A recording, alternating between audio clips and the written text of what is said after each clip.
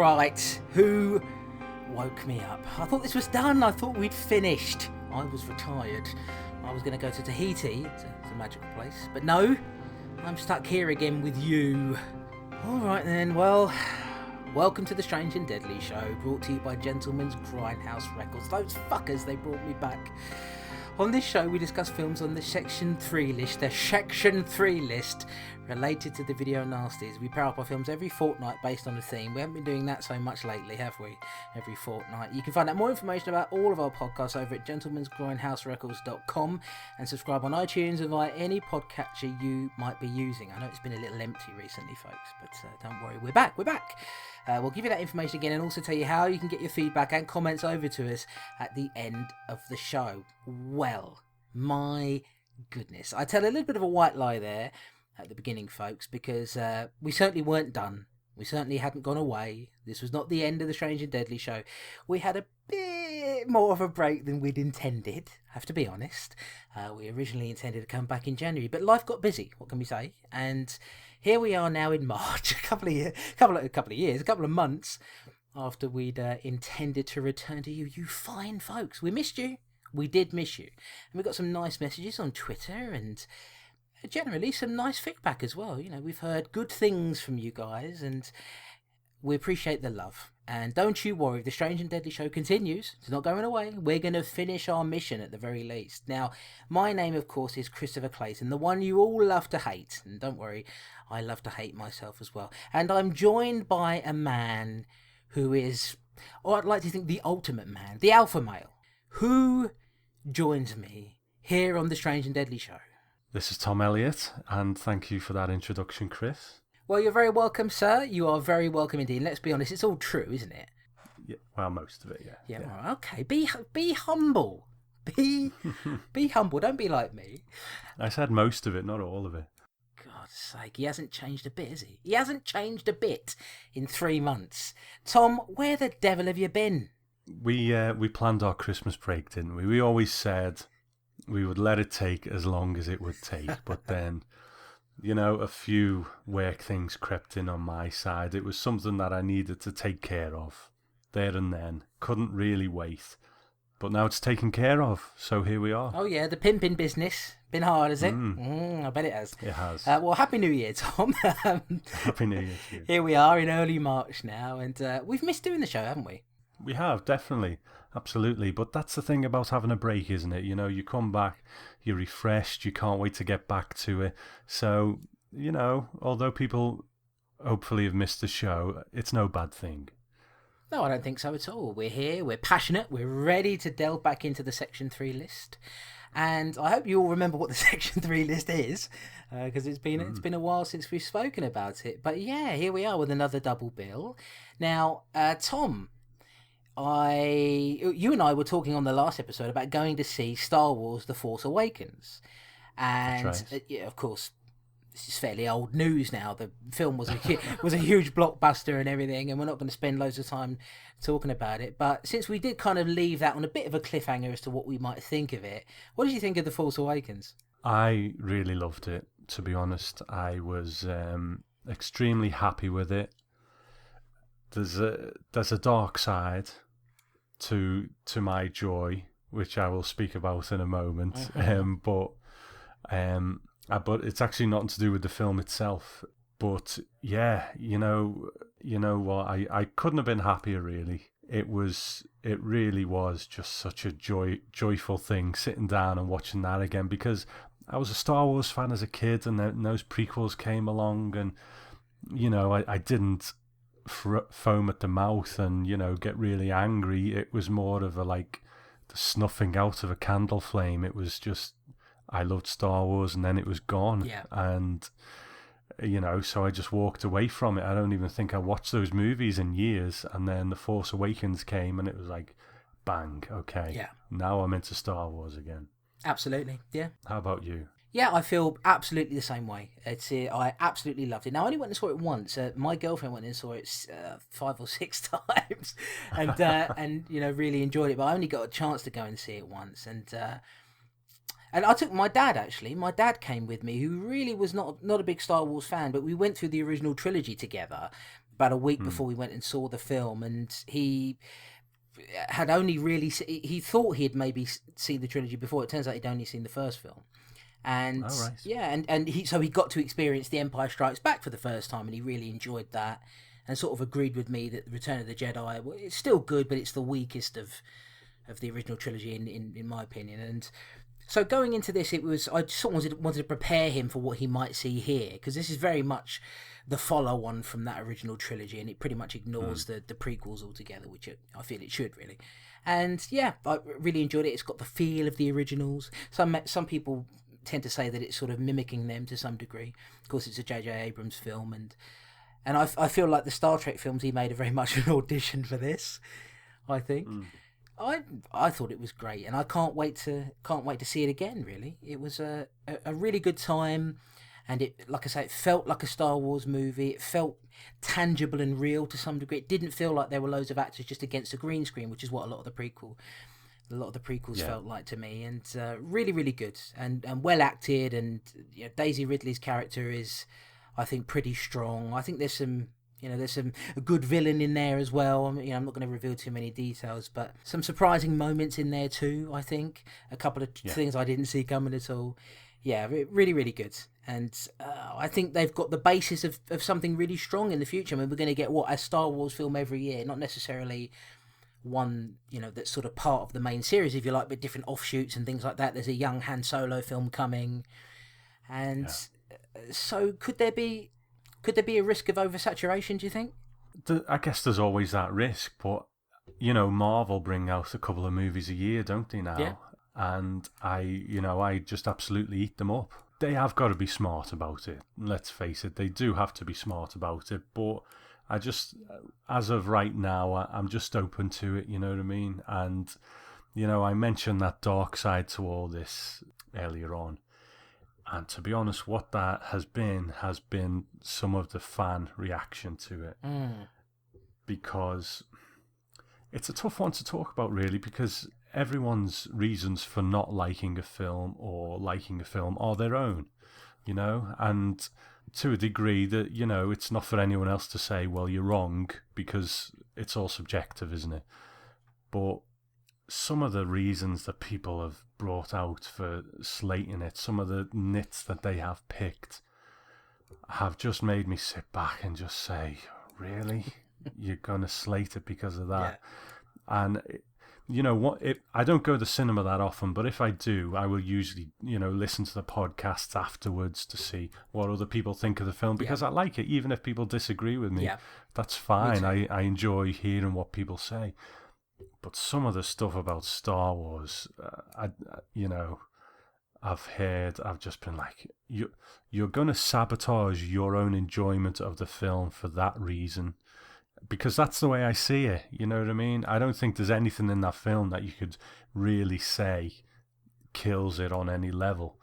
And I just think it's people sabotaging their own enjoyment. So I think the decision I've made, and I'm probably being a bit hypocritical because we've just sort of give our own thoughts on it, is that I'm going to enjoy Star Wars for me now, and I'm just going to shut out all that noise next time and just enjoy it for myself, because I found it quite maddening, to be honest, sometimes. Yeah, I agree with you. Look, Star Wars, any geek property, tends to have a hardcore fan base.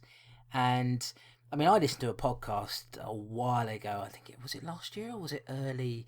It might have been in January, where there was a guy on there who just came out with all these reasons about how much he hated the movie, how much he hoped it failed, and fuck J.J. Abrams because he copied certain scenes that were, sort of scene for scene from A New Hope or from The Empire Strikes Back and things like that. Really sort of petty stuff, which is, are you not allowed to offer an homage to something that we know that Abrams is a big fan of Lucas's original trilogy, and I think if those scenes are there, I mean, it may just be nitpicking, but if those scenes are there, then surely they're meant to sort of pay tribute to some of the great cinematography, some of the great scenes in those original films. And I feel like, with this sort of fan base, people are going to be that picky, and sometimes I'm picky, not to that sort of I'm never hateful about it, but and I've seen some really hateful stuff about The Force Awakens and about J.J. Abrams and the way that it's very much a Some people think it's a retelling of A New Hope, basically a sort of reboot of that. And there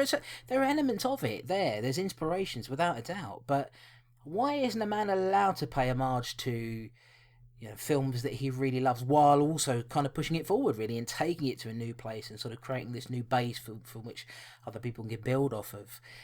I think that's perfectly okay. And yeah, I'm getting to the point really where there's such a sense of entitlement on the internet as well. And I'm getting to the point where I can't be bothered with any of it, really, And it extends to social media as well. It's like, I can't be bothered with any of this.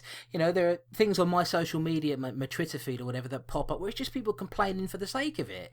And it's like, I can't be bothered with this anymore. Maybe I would have done so when I was younger, but now it's just like, well, I'd rather not.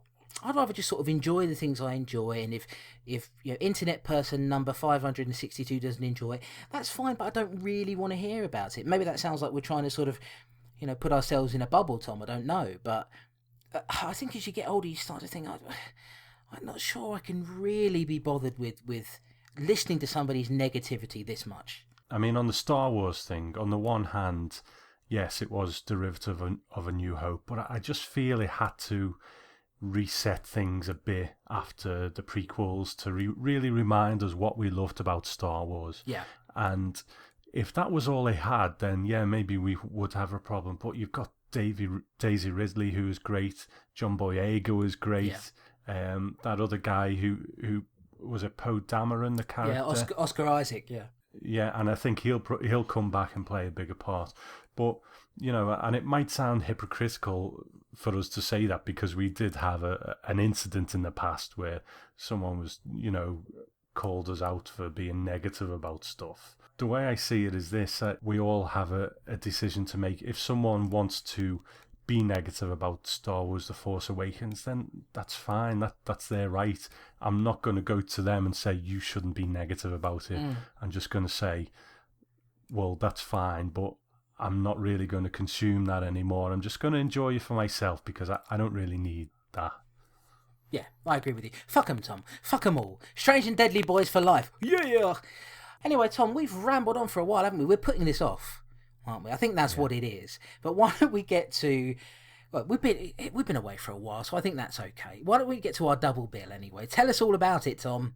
Okay, well, this time it's a serial killer's double bill, but with a bit of a twist.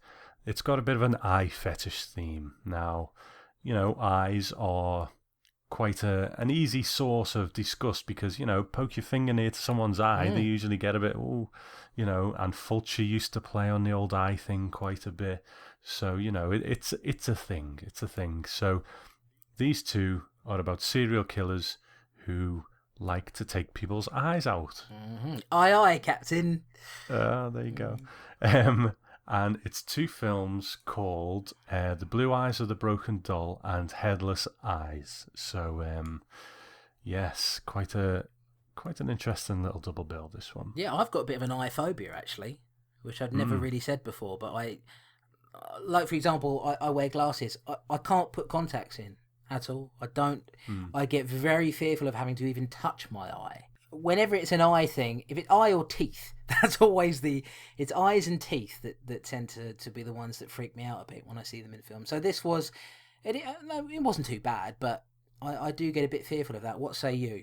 Well, I don't wear glasses or contacts, so it's never really bothered me, but also I don't want anyone jamming the finger in my eye. So I think we've all got a bit of that in us, haven't we? What about jamming their finger where the sun doesn't shine? Because Kanye West recently told us that hasn't happened. Depends who's doing the jabbing, really. Right. So you're saying you're open to that, or... Listen, if Kelly Brook says to me, You know what I mean, you got to at least consider it. So this is a giallo. It's also known as Blue Eyes of the Broken Doll, The House of Doom, and House of Psychotic Women. Sounds a bit like one of my family gatherings, Tom. It was released in 1974, directed by Carlos Ored. It was written by Carlos Ored and Paul Naschy under the name Jacinto Molina. Now it stars Paul Naschy, Diana Lores, Eduardo Calvo, Eva Leon and Maria Persky, among others. Gil hitches a ride into a local town. He enters the nearest bar and orders a drink and a sandwich, asking for work while he's in there. He's eventually picked up by a woman named Claude, who lives with her two sisters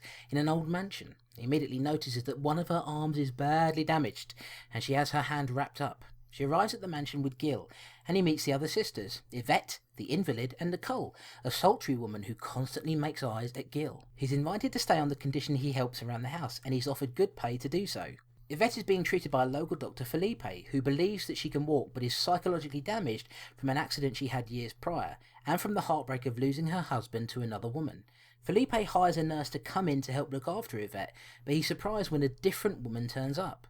Named Michelle, she gives the doctor a letter from the nurse he was expecting, who claims she's busy with other things and vouches for Michelle. The doctor agrees. Gil spends his days tending to the gardens, milking cows and sprucing up the house. He's quickly seduced by Nicole, who it transpires is something of a nymphomaniac. Gil himself has a murky past, often having flashbacks to scenes of him strangling a young blonde woman. At one point he corners and looks on the verge of raping Michelle, but he pulls himself away and she manages to escape. It's clear something's not right with him, and his past is revealed soon after to Claude, who he manages to seduce into bed. It seems that love is in the air for the two, and he confesses to Claude, after nearly strangling her to death, that he was guilty of strangling a woman in the past. He changed his name and is on the run. Things take a decidedly darker turn when it's revealed by the local inspector, Pierre, that the nurse who was originally meant to turn up has been found murdered. Ooh. Yeah. We soon meet our black love killer who preys on young girls and murders them, taking their eyes. It seems there are a number of possible suspects on the cards, though one red herring is ruled out when he's found murdered shortly after, and it was the old housekeeper who had attacked Gil earlier in the film for taking his job. Pierre's prime suspect is Gil, having been suspicious of him ever since he turned up in the town. That's when the murders started happening. When the doctor finds an old newspaper and sees the story about Gil and his former identity, the two rush out to find their man before it's too late. But is Gil really the one committing the murders, or could there be something even more sinister going on? Well, we find out in a conclusion rife with twists. Doctor, the police have questioned me about Margot's murder. Yes, they've questioned me also. Such a shame. Margot was a magnificent nurse and a great person. Yes. I'd known her for years. Who could have done something so useless? I hope they catch him soon. I'm worried about what's going on in this house. What do you mean? I don't know. Yvette and the others. It's not right. I feel uncomfortable. Michelle, in most cases our work is very hard. These three women are all so frustrated. In more or less degree, they all show signs of an acute neurosis. You know, Yvette was the daughter of their mother's first husband. She was raised in Austria. But the only one who shows any sign of affection is... There's not much I know about their parents. It seems that their mother went insane. Their father suffered from an incurable disease and committed suicide. I think there's some connection between Claude's hand and Yvette's paralysis. Don't you agree? Yes, I do agree. Although I don't know for certain, and they won't talk about the accident. On the other hand, Yvette, because of the accident, was abandoned by her young man, who went off and married her best friend. Well, I'll do everything I can to help. Thank you, Michelle. Mm-hmm. So, Tom, here we are with the first film in a couple of months now. Blue Eyes of the Broken Doll, what you saying? What a jolly little film this is in a lot of ways. You know, Paul Naschy walking along there at the beginning with that lovely plinky plonky music playing in the background. And it's a bit of a theme in this film, isn't it? The inappropriate music running throughout as well. People are getting killed and there's this lovely jolly music in the background.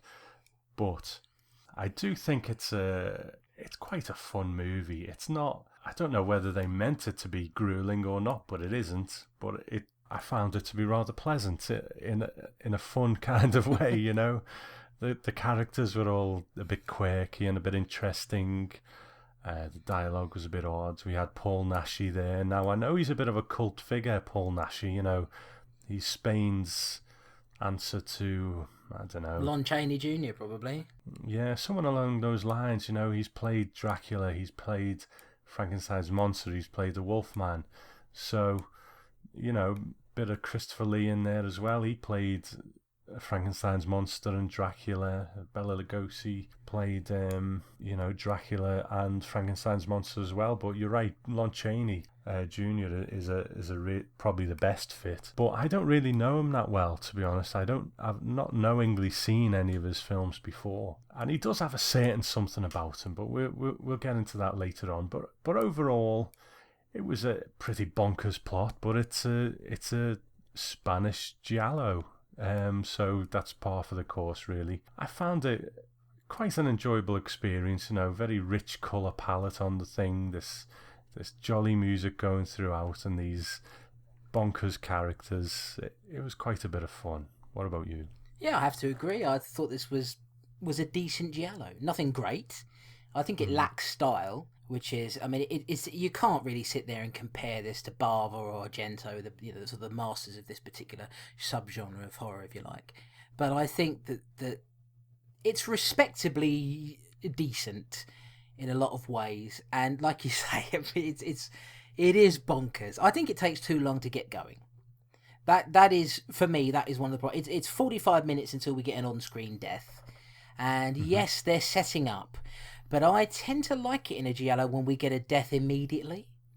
When we get something that's like, boom, okay, there's something very sinister going on here, and then it sort of unfolds from there, whereas it takes a while to really get going. But Paul Naschy, like yourself, I don't know, I haven't knowingly seen him in anything. He's probably been there in some things that I've seen, but I've never really gone out of my way to look at his work. I've learned more about him just sort of researching for this, and astonishing, really, an astonishing career. Here, I have to say, I don't really know what his purpose in the film is, except to be a red herring. But you get a shirtless scene, which is going to please some people. I really like the dynamic of the sisters. I think that the story of the sisters is really interesting to me. I've always liked, I've put it in my notes here, but it's rife with sexual repression and tension. And the sexual repression side of things reminds me a little bit of kind of Bergman, without sounding like an artsy-fartsy, pretentious wanker.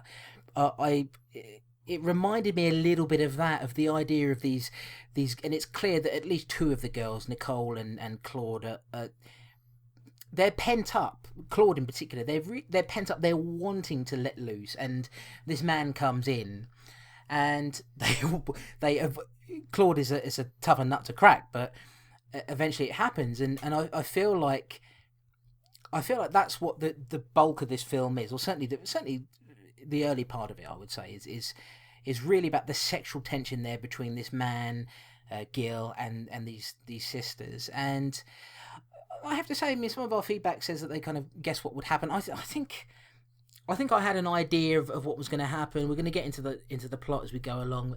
I had sort of an idea, but there were a couple of nice twists at the end, I think, that raised this above what it could have been, where it just needed a little bit more stuff, but it was reasonably well shot. It's well made. The acting's fine as far as we can tell. It's all dubbed, of course, but not bad at all. Not bad at all, and much better than it has any right to be. And really is. It's not often that we see a Spanish giallo, so I think it stands out a little bit for that, doesn't it? I guess so.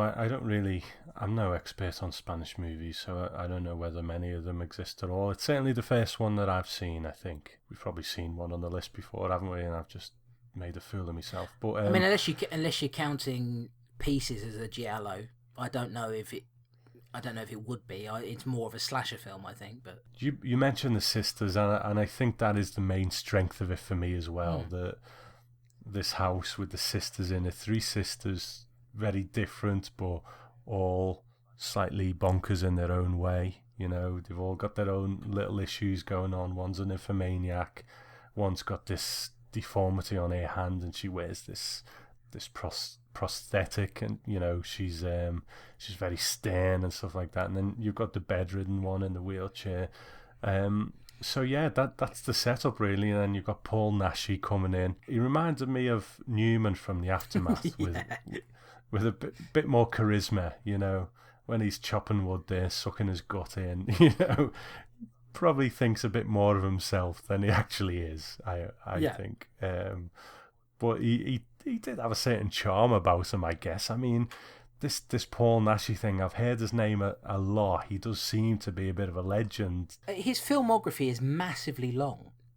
And we're going to get into more of it when we get into the trivia section, as we always do. But I think it's very clear that he had not only had starred in so many movies that he became very notable because of that, but also he was in a very long-running series of movies as a werewolf.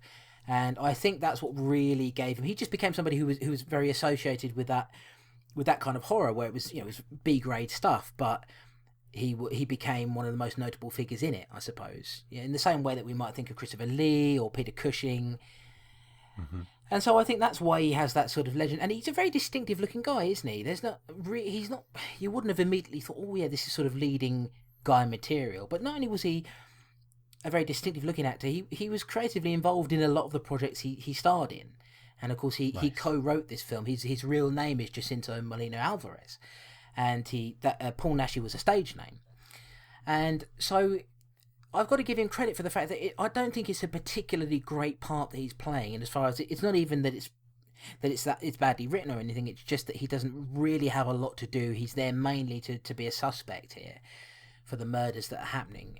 But I do think he's what this has done for me is it's made me want to see more Paul Naschy films, I think, to sort of see what it was, what was so alluring about this man. I would be quite interested to see that as well. Again, it sort of interests me, the whole Newman connection, where he's written himself into this film as a bit of a dude, a bit of a lover of the ladies. But I'm just surprised he never wrote himself a better sex scene, because the nymphomaniac sister, I can't remember her name. Nicole, I think. Yeah. Nicole, when they first get it on, he just seems to lie on top of her for about 25 seconds and then he rolls off. Yeah, and they both look thoroughly unsatisfied by the whole thing as well. It's just sort of laying there like, oh, was that it? Yeah, there's no pumping away, no nothing. He just seems to lie there, and then it's like, oh, there we go. Yep, and I like it. I like a bit of pumping, Tom. And if there's not a bit of pumping, I'm not interested. And there was not a lot of that going on. Mind you, you don't want to see me pumping. It's like a fucking worm going up the Eurotunnel. Anyway, I have to agree with you. It's a very strange sex scene. But that actress who plays Nicole, she was quite foxy, Tom. I was there. I was present. I was clear, present, and dangerous for the entire moment. And it's a strange thing. He doesn't write himself a particularly great part. Having said that, like I say, there is something about him where it's like, I find this guy watchable. There's some questionable stuff with his character to begin with, because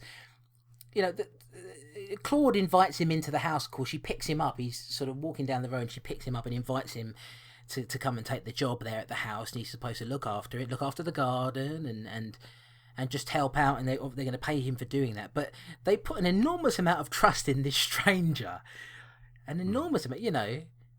I found you on the road. Come with me. Come and live at our house with my sister, who is of course disabled and therefore cannot move around very freely. I mean, he could have come in and killed all of them. It was rather a quick decision, wasn't it? He was in the car for about 20 seconds, and she's like, "Do you want a job?" And he's like, "Yeah, okay." And there they go. He comes along and he rakes the front of the house a little bit, and that sort of thing. But unfortunately, one day this other guy turns up and attacks him with a big old knife, doesn't he? And they have a bit of a fisticuffs or knifety-cuffs. And but good old Paul Naschy comes out on top. Oh, definitely. I mean, the man's got bulk to him. You can't just stab Paul Naschy, Tom, and get away with it. No. And it turns out that the guy who attacked him who used to have Gil's job. And basically he'd come in and was like, "Oh, you replaced me, did you? I'm not very fond of you. I'm going to try and stab you." And of course, Gil manages to fight him off. I can't remember how he gets rid of him now, but he doesn't kill him, but he just sort of... He stabs him in the stomach, doesn't he? Which, yeah, he does, yeah, after hitting him with a twig. But yes, so he runs away, and he's just another red herring in the sea of red herrings now as we build them up throughout the film. So, I mean, this is a very, a thing we see in a lot of gialli, isn't it? We build up our red herrings as we go. And there's a lot of them in this. But the thing that I found with it, as it went on, I started to lose track of which women were which. Not all three main ones, but there was like certain blonde women who was like, which one is she again? I kind of started to get mixed up with those. I think that's because they couldn't... The three sisters are really what are kind of propping up the plot of the film, I think. And so they couldn't get rid of the three sisters early on. And so they had to sort of throw in these generic victims, basically, which are just random blonde girls who are picked off. And like I say, it's about 45 minutes around that mark that we get our first on-screen death. And it's the typical thing. It's the black-gloved killer, who we don't see their face, of course. We only see their hands committing the act. Very Argento. And they kill them off. It's not particularly gory, is it? Really, it's and they remove the eyes, and then they place them. The killer places the eyes into like a little pot of water to keep them fresh. So we know that there's something going on here, and I think what this film does a good job of is I think anyway, making me guess who it was, because I was trying to work out from the characters, right, which character would have that sort of eye fetish. I couldn't quite work it out, who it was. I had my suspicions. I mean, did you sort of work it out? Was there a certain point where you thought, okay, I've kind of got the thread of this now, I know who it is? I guessed it was the sister in the wheelchair, not through anything in the movie or figuring out why there was an eye fetish there or anything like that. It was purely, who is it the least likely to be? Yeah. The one who can't walk, you know. That was my reasoning, and that's what I kind of went with, but not through any great detective work. No, I think the eye fetish that would be the part of it that I would imagine you wouldn't guess, because it kind of it comes out of the blue a little bit, you know. Once it happens, it makes a bit of sense. But so in terms of gore and going back to the gore and things like that, not a lot of it really, but. And like I say, not a lot of style. One thing I love about a giallo is a bit of style. If you look at films like All the Colours of the Dark, for example, several of Argento's films, like Deep Red, for example, where he creates these fantastic set pieces, Tenebrae, for example. And I think this is missing that sort of thing. It doesn't have enough flair to it for me. I like my giallo to be a bit sleazy and colourful, and that's just what I'm personally into. This doesn't really have that, but I have to say, I stayed invested, Tom, throughout the whole thing. I wanted to see who it was. I have to say, now this is a part of the film that, really the only part of the film that I thought was completely unnecessary, and I think you probably know what I'm going to say. Yeah. It is, we've said in the past, particularly, I think it was our first episode when we were covering cannibal films. One of the things that we dislike very much, because we're both animal lovers to some degree, is animal cruelty. And there's a scene in this movie where a bunch of people who really are unrelated to anything else that's going on. There's a blonde girl here who's collecting pig's blood, and then she ends up being killed by the killer. But the girl herself and the people that she's with, family members presumably, have nothing really to do with the plot of the film. She's only there to be killed off by the killer. For some reason, they decided here to slaughter a pig on screen for real. In a scene that was completely unnecessary. She could have been just carrying the blood away from, a fake dead pig or something like that. It would have made not a blind bit of difference. It was killing an animal on screen in a rather cruel way for no reason whatsoever, and I found that quite an abhorrent thing. It knocked the film down a few pegs for me. I think it could have been cut out quite easily and lost absolutely nothing. It did seem to be totally pointless. Not that there ever really is a point, but I suppose in a cannibal film set in the jungle, not that I think it should be there, but I can kind of see why it's there to a degree, even though I don't agree with it. But with this one, it was like, this isn't what this film is about. This is just totally out of the blue, and you're just doing it because because it's an easy shock. It's an easy way to discuss the audience, and the rest of the film, it wasn't particularly harrowing. It was enjoyable in its own fun way. So this was just totally out of left field, and really no point to it at all. A bizarre decision. How often do you see this sort of thing in a film like this? Like we say, normally it's a cannibal movie that you expect that. In this, bizarre, comes out of the blue. I can completely understand, not to sort of spoil too much of Gore Blimey's feedback, which he sent us, which we're going to play for you later, but he had told me on Twitter as well that he turned the film off after that scene because he was disgusted by it. And I can't blame him for that, because that was... I mean, I knew it was coming because he'd said something. If I hadn't known that was coming, I don't think I would have turned it off, because I have to get through it. It's part of the show. But that really was...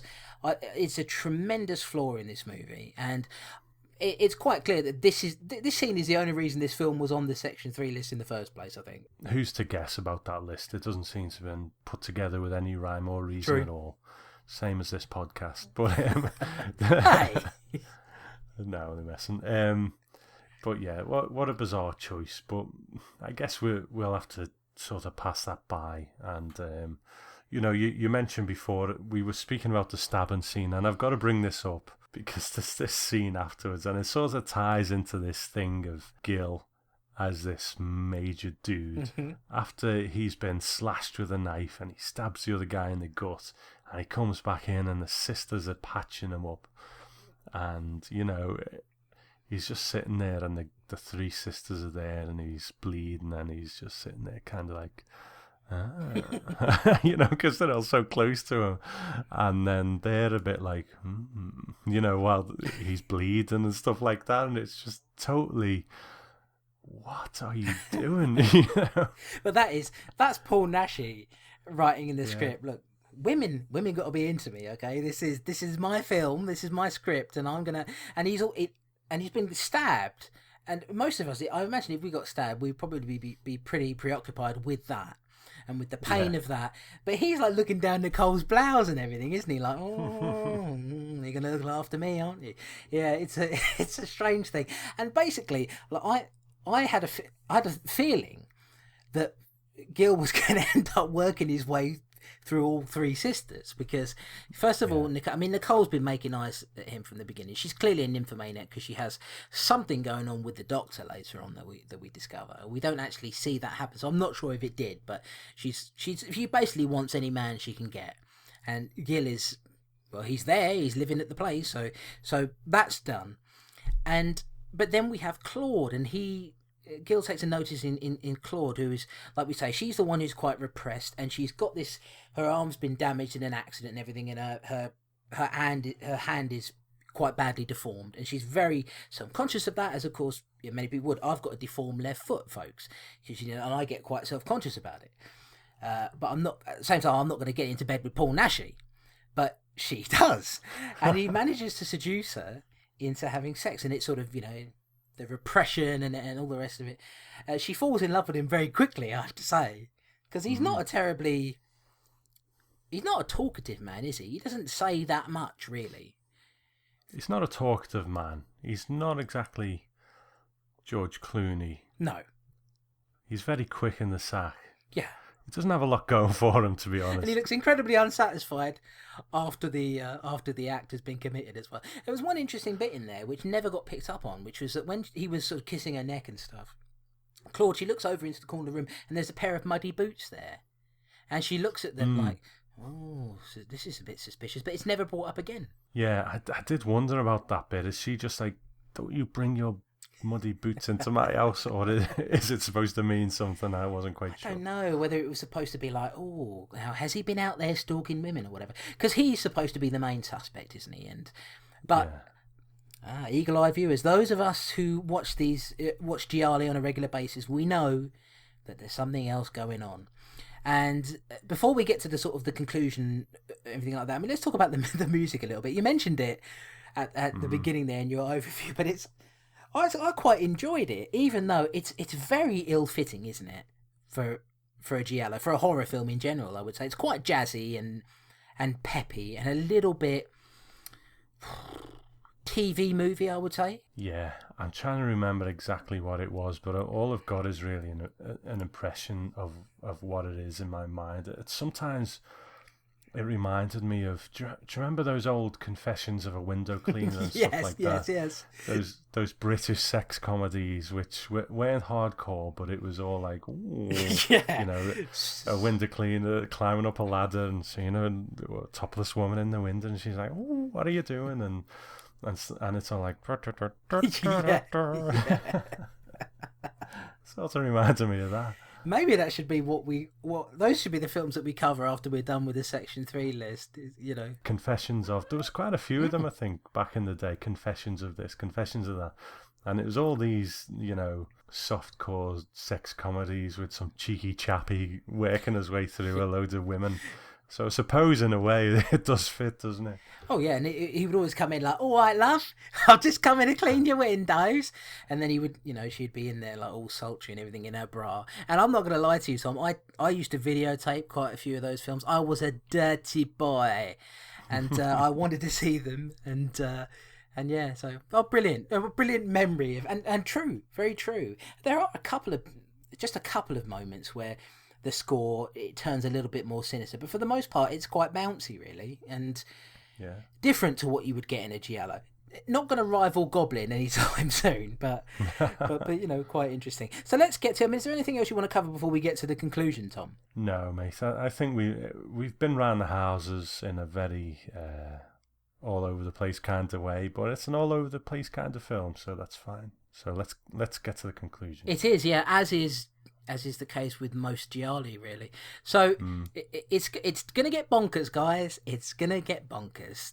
Now, of course, this is the sort of show where we used to be a little bit afraid of spoilers, and we used to warn you, and we still do like to warn you. But I think one thing we've discovered, Tom, is that there are quite a lot of people who listen to the show. There are some who, of course, watch the films along with us, but there are quite a lot of people who listen who do not get a chance to see these films, can't get hold of them, or maybe just like to listen to us telling them about the film, and so they've not seen it. So I feel like it's okay that we sort of reveal the whole thing to you, because in a way it feels like you've kind of experienced it along with us if you didn't get to see it. So of course we're going to spoil everything that happens here at the end. Now I'm having to sort of try and form this in my mind again, because it gets, it's a twist heavy conclusion. We get to the revelation of the killer.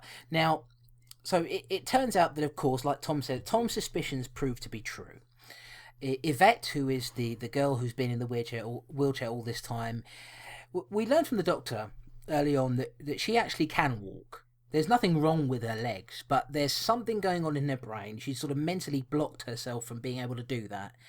She's scarred by her experiences, and she feels she can't walk. So there was a scene actually early, go back just a little bit, where we've had a few sort of scenes of the killer, dispatching of people, taking their eyes.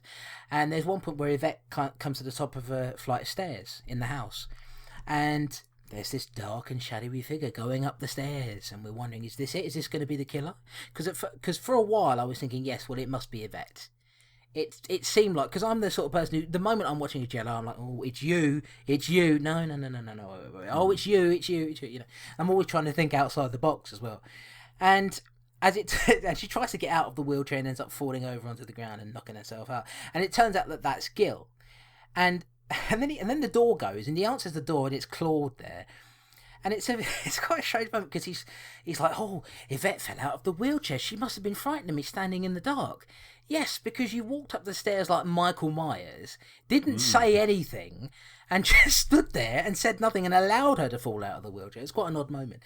I just thought I'd bring that up. But going back to the conclusion of it, basically the police find out that Gil is not who he says he is. He has killed a woman in the past. He changed his name. I can't remember what his actual name was, but he changed it to Gil. And Claude and him are in love, apparently. And he learns from Claude that the police are coming to get him. They've discovered what his past was, and they're going to come and get him and lock him up in jail. And he says, look, I'm not going to go down without a fight. And so Claude decides to go with him. They run off into the woods, and there are hills out there, and the police start shooting at him. He ends up, considering that he supposedly loves her, he ends up slapping her across the face to knock her out. It's not something I would recommend, Tom. It's not going to endear you to your partner. But anyway, he knocks her out so that he can get away. Basically, he's saying, look, stay here and I'm going to go. And the police end up firing at him, seemingly not running out of ammo, really. But they end up shooting him a couple. It takes a while for him to go down, doesn't it? It does, but he does. He does in the end, because he's a big lad. And I have to feel, at the end of that, I do wonder ultimately what the point of Gil was as a character. Was he really just there as a red herring? Because all his death serves is to go, oh, okay, well, that red herring's out of the way now, so who's the killer? I think. I mean, you say red herring, and there definitely was that element to it, but I kind of thought hero, he's going to be the one who carries us through, and maybe we think it's him for a bit, but in the end we realise it's not, because he's the one who's going to save the day. But then he gets killed, and in a way I admire that, because it's a bit different. It's not the usual way of doing things, so it is quite interesting to do something a bit different, but very unexpected, I think. Yeah. So Gil is out of the way, and we get the revelation. The nurse comes back. She's been away looking after her child, and the nurse comes back, Michelle, and she's attacked out there. Attacked in like the woods nearby, and she ends up jabbing a big piece of wood into the leg of the killer, and she ends up going back to the house. And she comes back to the house, and there's blood, little drops of blood going up the stairs. And of course, we see the figure standing there, and it turns out she pulls off her mask, and it's Yvette. And so we think, okay, well look, that of course that makes sense. That's sort of what we've been thinking anyway. And she gets into a big tussle with Michelle, and she ends up strangling Michelle and killing her. And so she's standing there, kind of looking at what she's done. She's killed off Michelle, and all of a sudden there's somebody else there, and they stab Michelle, and she falls to the ground, and the figure puts the knife into the hand of Michelle, basically to try and frame her for the murder. So at that point I was thinking, I have to be honest, at that point it looked like the film was beginning to wrap up, and I thought, did I get that wrong? Did I think that someone had stabbed her, or did she stab herself? I wasn't quite sure. Until the next scene where we've got the police inspector, Claude's there. Claude came back to the house with the inspector, and then the doctor follows a few seconds after. And comes back to the house and everything. The police chief finds the bodies and all the rest of it. And they're there in the doctor's office at the end of the movie. Claude's going to go away and try to sort of rebuild her life. She's lost all of her sisters. And it takes an interesting turn where the police chief, who up to this point hasn't been terribly useful really, but manages very quickly to work out what's going on here. He has managed to work out that actually it's not true. Michelle didn't have anything to do with the murders. He can see that the way where the stab wound is located, Michelle couldn't have stabbed herself, so somebody else was there. And he has managed to work out that actually the person who was really behind all of this is the doctor, Felipe.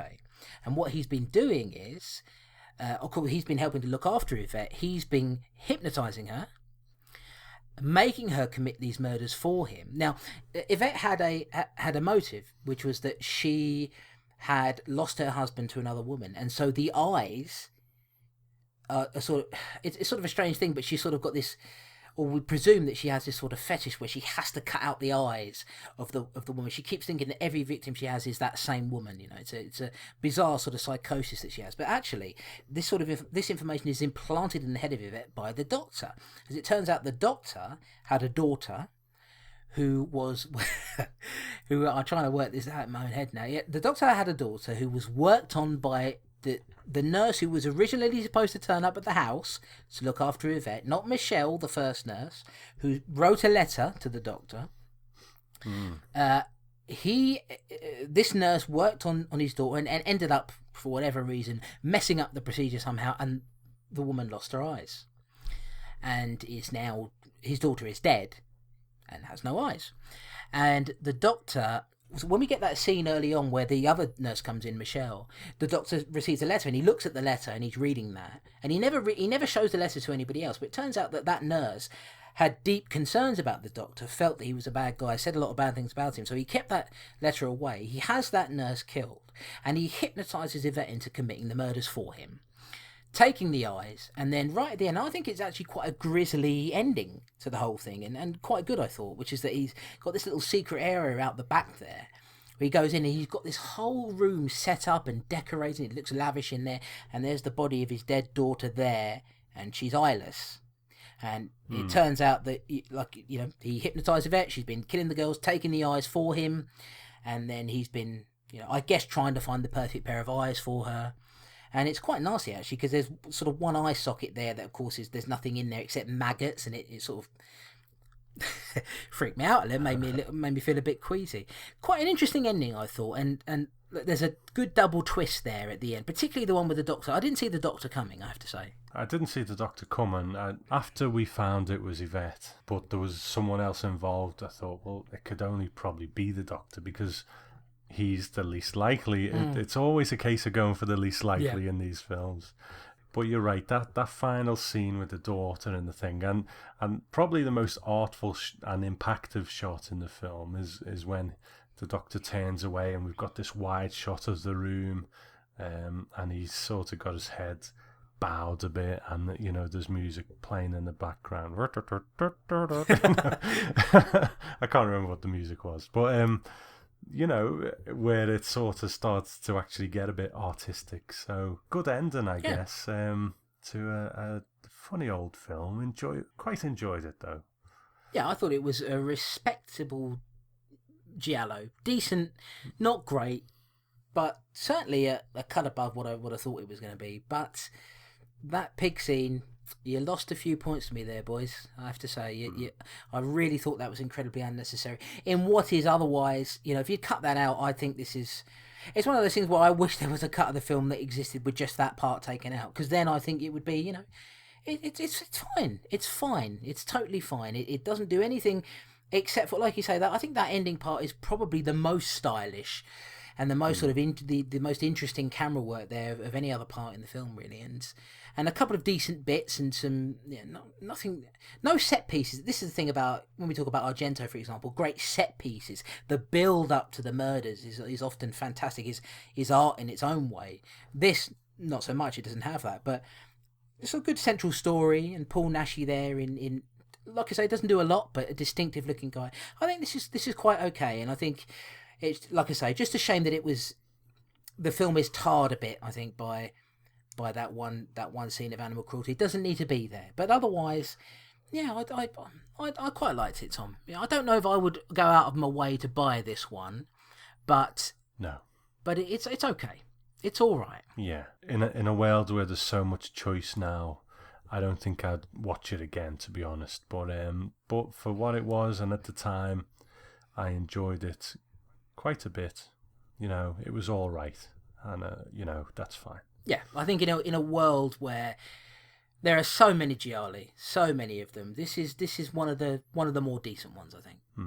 Yeah. Right, Tom. Now, of course, you know that one of the most highly awaited parts of the Strange and Deadly show is the trivia section that we append to each review, and I know you cannot wait for me to get into it every time we do it. Isn't that right, Tom? I cannot wait. Hit me with some trivia. I'm going to hit you with my rhythm stick right on your little bum. Now, so lead male actor and co-writer Paul Naschy is something of a legend in Spanish horror, having appeared in over 100 films, many of which were parts of the horror or exploitation genres. His real name was Jacinto Molina Alvarez, with Paul Naschy being a stage name. He either wrote or co-wrote many of the projects he starred in and directed a number of films along the way too. He worked with this film's director Carlos Ored on several projects. Naschy's most enduring role was that of werewolf Valdemar Daninsky, which began with 1968's Hell's Creatures. Now, according to IMDb, Lon Chaney Jr. turned down the role, so Naschy took it out of necessity. Now, that character would be so appealing that Naschy would star in a dozen sequels, right up until 2004's Tomb of the Werewolf, directed by Fred Olen Ray, himself known for directing a huge number of B-grade movies like Hollywood Chainsaw Hookers and Attack of the 60-Foot Centerfold. So there it is, Tom. Like, that is, Valdemar Daninsky. It seems like that was the role he became most notable for, in the same way that Boris Karloff was notable for Dracula, Lon Chaney Jr. for the Wolfman. It seems like that must have been what sort of cemented him as this great legend of Spanish horror. Yeah, and playing it over 36 years was that? Wow, yeah. That's a long time. We're gonna have to check those out. I think so. Yeah, I think maybe one day we should do a special where we cover 13 films. That's 13. That'd be maybe not. But that'd be a long recording, wouldn't it? But yeah, so it seems like his legacy is well founded, I think. It's funny being a genre fan sometimes, because you just pick up on something sometimes that, huge, I don't know if huge is the word, but big in its own right. There's little pockets of it where there's a fan base there, and you don't really realise it until you sort of get turned onto it and start to dig about in it, and it's quite interesting in that way. There's little pockets here and there that you're just not aware of. Absolutely. Sometimes people call us, you're horror experts or whatever, which is not a term I like, because I think you're always learning. You're always learning and discovering new things. And it's one of the reasons I like to go backwards so much and look at films I've not seen before, because you do end up discovering things that are sort of very popular and have their own kind of legacy, really. You don't really even realise it until you're doing research like this, That's right. Well, the final bit of trivia here, if you thought that the unassuming barmaid in this film, who gives Gil his wine and sandwich earlier on, had a slight resemblance to someone you might know, you'd be right. That actress is Pilar Bardem, mother of critically acclaimed No Country for Old Men and Skyfall actor Javier Bardem. She's had a long and distinguished career as an actor, having appeared in over 135 rather, movie and TV productions, and continues to work even today. She accompanied Javier to the 2008 Academy Awards ceremony, where he won the Oscar for Best Supporting Actor for his work as Anton Chigurh in No Country for Old Men, and he dedicated the award to her in Spanish. Wow, Javier Bardem, I just saw him recently. I rewatched Skyfall, and he plays Silva in that movie. I thought an utterly brilliant performance from him. And have you seen No Country for Old Men? I have, yes. Yes, I have. It's a great performance from him. The ending threw me a bit, to be honest, the way it wraps itself up, and I just can't really get my head around it, to be honest, but he was great in it. Yeah, the No Country for Old Men up until the ending is one of the best films I've seen. And then it just, apparently it was that way in the book, but it's one of the reasons why I think that what's good in a book isn't what's always good in a movie. I think it should have been changed a little bit. But yeah, he's fantastic in that. And of course there's that famous scene of him in the gas station with, when he's like, call it, just fantastic. And so that was her as the barmaid in that movie, old Javier Bardem. And that's it. BCI released a remastered DVD of this film in the US a few years ago with a transfer sourced from the original negative. Now that release is now out of print, but copies can be found online at places like Amazon. So you pay a little bit more than you might want to for this. But if it sounds appealing to you, hey, it's out there. It's not terribly difficult to find, but like I say, it's out of print, so you're going to be paying a bit more than you perhaps might want to. Good. Okay. I think we should move straight on to Headless Eyes, because we've been going quite a while now, haven't we? So let's crack on. Yes, Tom, you're absolutely right. Tell us about Headless Eyes. Headless Eyes, also known as The Headless Eyes and Bloodthirsty Butchers, released in 1971, written and directed by Kent Bateman, starring Bo Brunden. Arthur Malcolm is a very poor artist, seeking money to help pay for his rent. He bagels an apartment for any jewellery he can find, but he's caught in the act by the terrified lady who lives there. Though he begs to be let go, the lady panics and reaches for a nearby spoon. She gouges out one of his eyes violently, causing him to stumble outside in agony. Losing his eye changes Arthur, causing an uncontrollable psychosis in him that's about to be felt throughout the neighbourhood. Arthur owns an art shop, displaying his wares in the front. He spots a drunken couple outside the shop who tease him and then walk off. He decides to follow them back to their apartment, where he's let in for a drink, which is a very strange moment. He quickly dispatches of them with a hammer.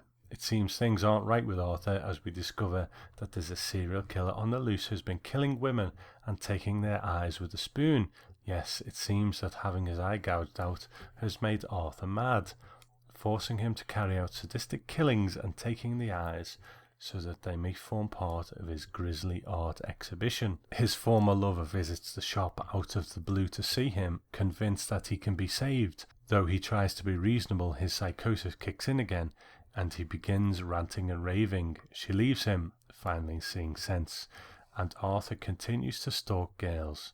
His next major victim is a clerk who works at a talent agency, though only because she catches him hiding there. He'd seen an attractive blonde girl and breaks into the office looking for an address. Caught in the act, Arthur bludgeons the older woman to death and takes her eyes, apologising as he does it, which, you would. I would. I'm a polite man. Exactly. It seems nothing can stop this man, as he even resorts to digging up a body from a nearby grave. He's caught here by an off-duty police officer who brags about being the one to catch him. Arthur manages to get him to the ground and pummels him to death. It seems that salvation may have been found in the guise of a young female art student who comes into the shop as an admirer of his artistry. She'd written him a note asking to meet him, though he had discarded it. Although initially wary, Arthur agrees to teach the girl what he knows. They have a nice day out together, with Arthur feeling that the girl is different. She has honest eyes, not like most. However, time may be running out for Arthur as he finally decides to look for the girl whose address he copied. Could this be just one victim too far? We find out as Arthur closes in on the girl, his spoon at the ready. I'm sorry. I'm sorry if I hurt you. Soon you will be preserved forever. I know somebody else you're gonna preserve forever too, boy. Who are you? Who, me? I'm just an off-duty cop. The big question is, who are you, killing 15 women? I am twisted. What's that? I can't hear you. I am twisted. I am twisted. Twisted? Hey, you're twisted, all right. But you know something? You just twisted me into a big fat promotion. You know what? There's 2,000 cops out looking for you. They got computers working on you. All kinds of fancy equipment. And look who's got you. Little old Lou Morris. Just playing a little old hunch. I'm not finished. All right, Chris, Headless Eyes, what do you think of this one? My eye! Oh, my eye! Why did you take me eye? Oh, I needed that eye to see things. Oh, my eye! Is that what happened after you saw the film? You couldn't feel your eyes anymore? Yes. My goodness, Tom. Well, this is an interesting one, isn't it? This is an interesting film indeed. So, Headless Eyes. Our old mate, there he is, Arthur Malcolm. What a bizarre film this is. You could make comparisons to Maniac, and these tend to be the sort of films that you and I gravitate towards. We like a good character piece about somebody who's just losing their mind. But there are ways to do it well, and there are ways not to do it well. And I think this is definitely the latter and not the former. What a strange movie. Quite badly edited. Let's start with that. Really badly edited, in fact. And I don't think particularly well made at all. Quite clear that they were scrounging up as much money as they could to make this. It's got a very grindhousey sort of aesthetic to it, I think. Very sleazy kind of look to it, certainly. You know, it's quite clear. This is not going to get a special edition from Arrow anytime soon, I don't think, put it that way. It's certainly a grubby little film. It's all about Bo Brundon as Arthur Malcolm, really. He's the central figure, and I think some of whether you're going to like this or not is dependent on how you feel about that character. There are moments where I think he does quite a good job, and then there are moments where it just is. There's a severe lack of direction here, and at times quite a sort of weak script to it. There are people who listen to this show who sent in feedback who absolutely can't stand this. And I can't pretend to you that I hated it as much as other people. At the same time, I didn't think it was very good at all. Well, with a couple of moments where you're like, ooh, you could have built on that, if it'd been made by somebody who kind of knew what they were doing, and if they'd reined in old Bo a little bit and focused it, I think it could have been okay. As it is, a disappointment, meandering in a lot of ways, artsy-fartsy in some way, but a few bits and pieces where I'm like, that wasn't bad. The character of Arthur Malcolm is an interesting one if he had been developed a little bit better. We can get into all of this, but what was your take on it? It's interesting you're talking about some of the feedback we've got. I mean, our friend Chris Ward, especially from Ancient Slumber podcast, I've seen some of his comments on Twitter where he absolutely hates this movie. He's saying it's shit. Alternatively, we've got Dan from Made for TV Mayhem, who quite likes it, who thinks it's a very good sort of 70s style horror film. And I can see where he's coming from in a lot of ways, that grainy, experimental, slight bit of psychedelia in there at times as well. A lot of the sort of griminess of it. Where do I fall into it? That's the question. I don't hate it. I don't hate it at all. it's interesting because what was that film where the guy was a deaf mute and the woman had a little basin for washing her bits and pieces? Was it Mosquito the Rapist? Yeah. Yeah, which was one of those films that should be down our alley because we like this kind of thing, the spending time with a serial killer. So again, I think I actually liked it better than that, which is strange, really, because in a lot of ways I think that was filmed better, and I don't know, but it wasn't great. I'm very confused on this one, Chris. You're probably picking that up right now. I kind of liked it, but I can't hold anything up in it as being that great, if you know what I mean. I just kind of like the experimentation you were obviously trying with it. Sometimes it failed, sometimes it kind of succeeded. It was obviously very low budget and they were doing the best with what they had, but I was quite interested by it and enjoyed it to a degree. But sometimes I find you can, let's take The Evil Dead, or, well, is that a good example? I don't know. Some films you can say are greater than the sum of their parts. You take any element of that film. Let's take The Evil Dead. The acting isn't great in it. You know, some of the effects are ropey. Certain things, this and this, but the whole energy of the thing is better than the sum of its parts. I don't think this is better than the sum of its parts, you know, but I still don't think it's terrible either. I think I'm going to need to talk this one through with you and see how I really feel about it. Okay. I mean, look, I sort of fall somewhere between Chris Ward and Dan, in terms of maybe leaning a little bit more towards Chris Ward's side of things. But having said that, he likes Rob Zombie's Halloween too. What the fuck does he know? No, I'm just joking, Chris. I'm just joking. Don't come and beat me up, please. But it you know, I don't really see why he hates it as much as he does. I mean, he absolutely loathes this.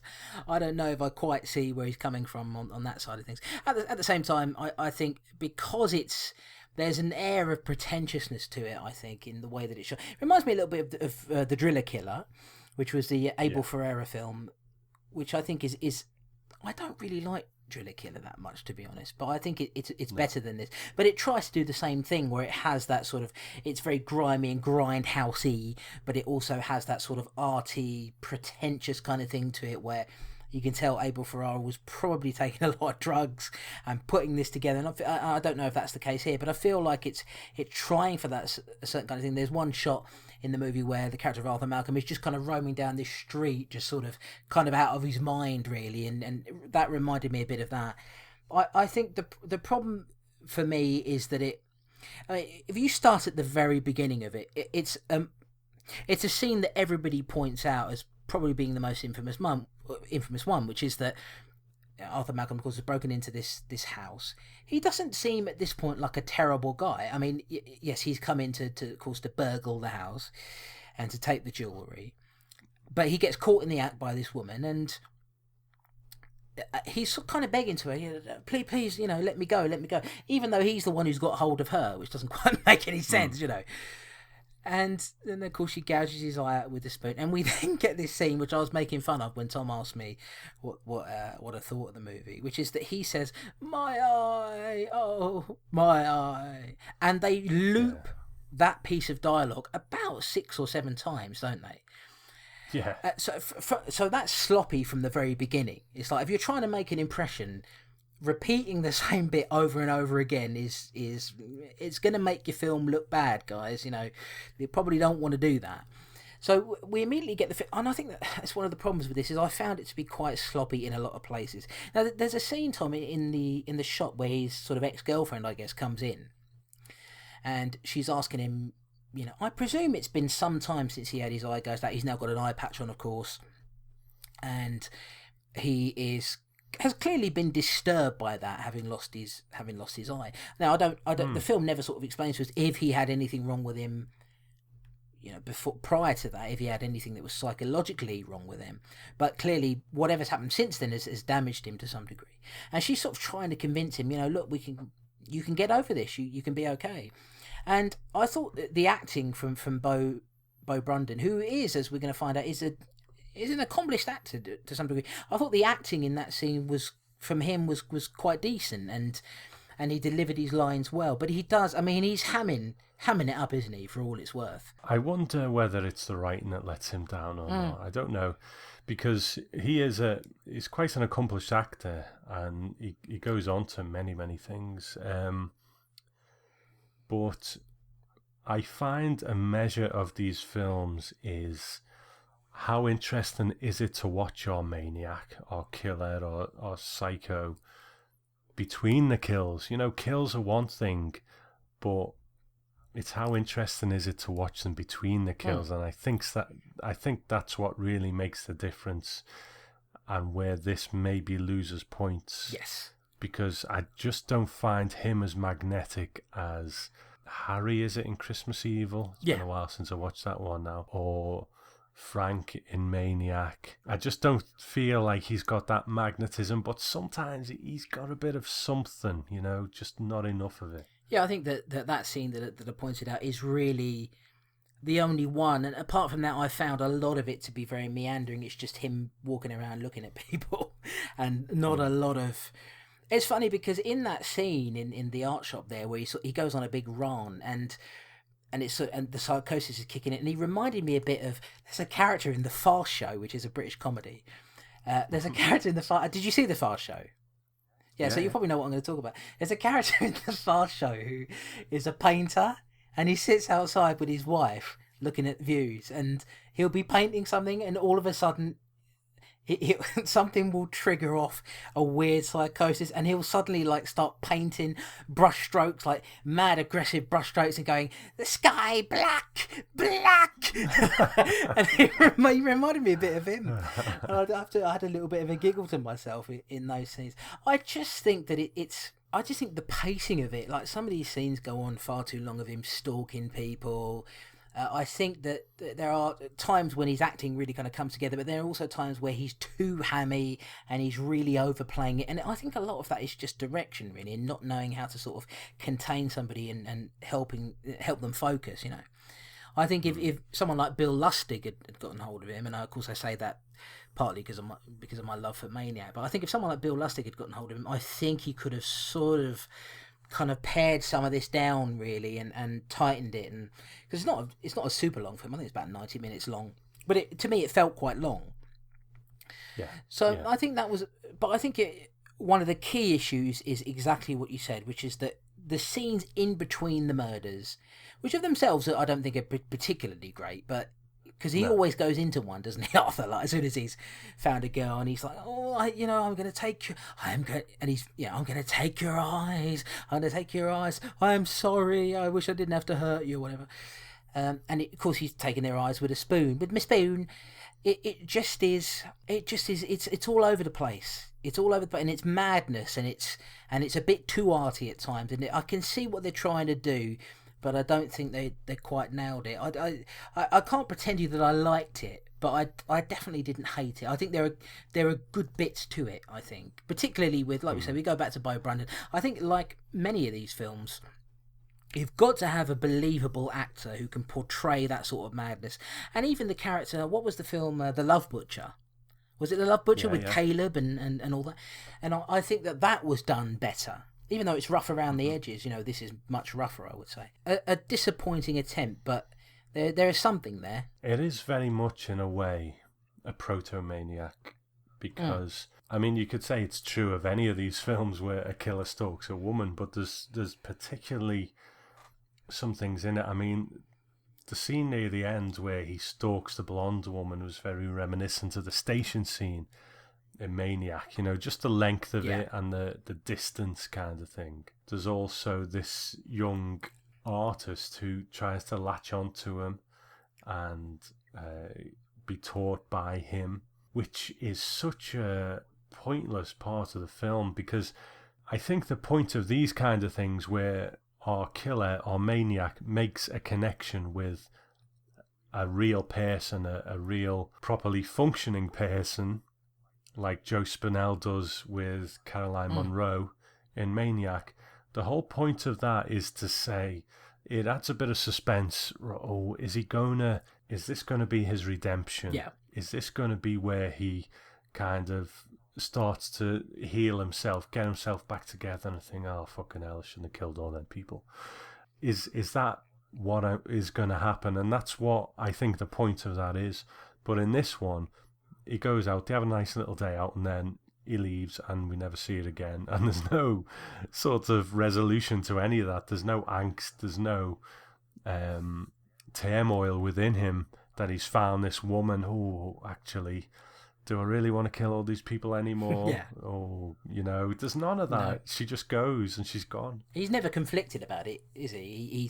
He's still going to carry on doing what he has to do, which is, I mean, I guess we haven't said, but he's been taking these eyes and then sort of putting them in a big block of ice or something? Or is it plastic?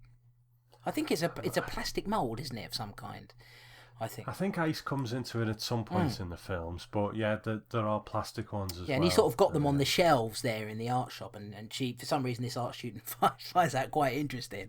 Not a particularly charismatic guy at all, so I don't really know what she sees in him, because he's quite a grubby looking guy. I mean, there are several times, there's that one scene early on in the film where there's this news report and all these people are gathered around and they're preparing to take away this woman's body. This woman's been killed. She's the 13th or 14th victim of, as it turns out, Arthur. And he's standing there in the crowd with his eye patch on, and they're sort of taking the coffin away and everything. And we get a little flashback to him having killed her. And you sort of think, why wouldn't anyone suspect that guy? Because he's probably the creepiest looking guy around here. It's a quite a strange thing, really. And also, I have to say, he looks alarmingly like Kelsey Grammer, who is Frasier from Frasier and Cheers. And for some reason, I couldn't get that out of my head. Kelsey Grammer is a serial killer. It's a very real thing that actually, serial killers trying to put themselves in the crowd to be part of the aftermath of what they've done. It sort of prolongs the pleasure for them. So it's quite a true to life thing, that, and good to see the Jeff Goldblum cameo there as well. Straight out of Jurassic Park. Yeah. Before he appeared in Death Wish as one of the rapists, if I remember rightly. Yeah. So it's not actually Jeff Goldblum, by the way, folks, but it looks a lot like him, doesn't it? Does, definitely. So yeah, but I think you're right. I think if that girl had been in the film earlier, and if they'd had more chemistry with each other, and if he was a little bit conflicted, like, do I really want to do this now? Because I've kind of found somebody who gets me. Maybe that would have been okay. But yeah, as you say, it's sort of, they have this day out, and then he's like, oh, that was nice. She's different from the others. Right, I'm going to off to kill this other woman now. And it never seems to have that much of an impact on him. He's got this, his mindset on killing this one girl, this blonde girl. And as, like we said, he's killed this clerk in the sort of talent agency office just because he was in there trying to get this other woman's address, and he manages to track her down. She's doing something quite sinister, really, isn't she? Where she's leaving something in a rubbish bin somewhere, but it doesn't matter. But we sort of get the gist that she's off to do something, maybe to leave money or drugs or something somewhere, and she quickly sort of discovers that this guy's following her, and we get this kind of protracted chase scene, really. And as you say, is that the one you were referring to as being a little bit like Maniac? It is, yeah. And so there's a little bit of that in there, a little bit of tension, and he chases her into a freezer. I mean, but was there anything else you wanted to cover before we get to talking about this, Tom? No, let's get to the end, because it is quite a meandery thing, and not a whole great deal of substance to it. No, but so he chases her into this meat freezer. There are all these carcasses there. And he manages to find her in there, and of course he kills her, takes her eyes. But Arthur got carried away, Tom. And in his pursuit of this woman, he may have his eyes, but unfortunately the freezer door has shut, and he's locked in, and he ain't getting out. And the thing about films like this is, I always think that these films, they work best when we kind of know that this character has no salvation, that they are doomed. And we see it in most of these. Maniac, Frank dies at the end. We see the Love Butcher, that character. I don't think that character dies at the end, but I think they're certainly caught at the end of it. And Frank, obviously, at the end, we presume that he died at the end of it, unless he magically did make his van fly up into the air. So we were expecting for him to be doomed, and indeed that's the case. And he sort of says, but my art, it's not finished yet. He was planning on sort of, and I don't think there was ever truly going to be a finish point in his mind, because he says when he's chasing this final victim, well, I don't want to do it. I keep hoping that the next one's going to be the last one, but I don't think it ever would have ended for him. But he's now got this feeling of regret. This is the only time we really see it, really, where he's like, well, I'm not going to get to finish this. And he sort of sits down by the door. He, I guess, takes his blood or some blood and kind of scratches his name into the door. And then the freezer door is opened up later. I don't know how much later, maybe the next morning, whatever. And he's dead in there. He's frozen to death. Yeah. Interesting ending, I thought. Interesting ending. Definitely came together just a little bit there towards the end, I thought. I kind of like that he was his own undoing. He was so focused on her that the door closed behind him and he was locked in, and he died with all these slaughtered animals' eyes looking at him, and that's what freaked him out. He was, really sort of panicking at that. So I kind of like it in a way. It seemed... I don't know whether some might find it a bit unsatisfying because he didn't, get caught by someone or something like that. But in the end, he caused his own demise. So I quite like the ending, to be honest. Yeah, I thought that was one of the more interesting parts of it. Really, was that he was the cause of his own downfall. I'm afraid. But yeah. I don't know, Tom. I just wish it was better, really. I wish it was put together better. I wish it wasn't so sort of boring and meandering through a lot of it. I think Bo Brundon tries his best, but again, he's a little bit unfocused and a bit hammy because nobody's told him otherwise. Nobody's been able to kind of focus him, pare all of this down and get him to be at his best, I think. And that's a real concern for me. Didn't hate it, though, Tom, I have to say. Didn't hate it. But I would never watch it again. I would have no desire to ever own this. It's a one and done sort of situation for me. But it has a few little moments where you think, yeah, okay, this is sort of working for me, and it's clear that Bo Brundon's not he's not incompetent. We've seen really bad actors while we've been covering the Section 3 list, and he isn't one of those. But he's not quite there. Not directed very well. Editing's really sloppy and bad. And like we say, we've got that infamous scene at the beginning there of that dialogue being looped over and over again. A lot of it's really sloppy, really. But it's very grindhousey. And I think that I can understand why, Dan from Made for Mayhem is so into it. Should I call him Dan or Daniel? I'm going to call him Dan because he's our friend. I can understand why he's into it. I can't really understand why Chris Ward loathes it as much as he does, but I definitely side a little bit more with him. But not a great one, Tom. Not a great one. But there are bits of it I didn't mind. I think I veer maybe slightly more towards Dan, but I still wouldn't watch it twice. Yeah. I enjoyed some aspects of it. The griminess of it, the psychedelia, which worked sometimes and didn't work other times. I think it was very experimental, and experiments work sometimes and sometimes they don't, and this is a really good example of that, I suppose. But I'm glad I gave it that one watch, but not a 2-watch film for me. Fair enough, my friend. Fair enough. It's trivia time, and we've got lead actor here, Bo Brundon, who plays Arthur, has had a long career.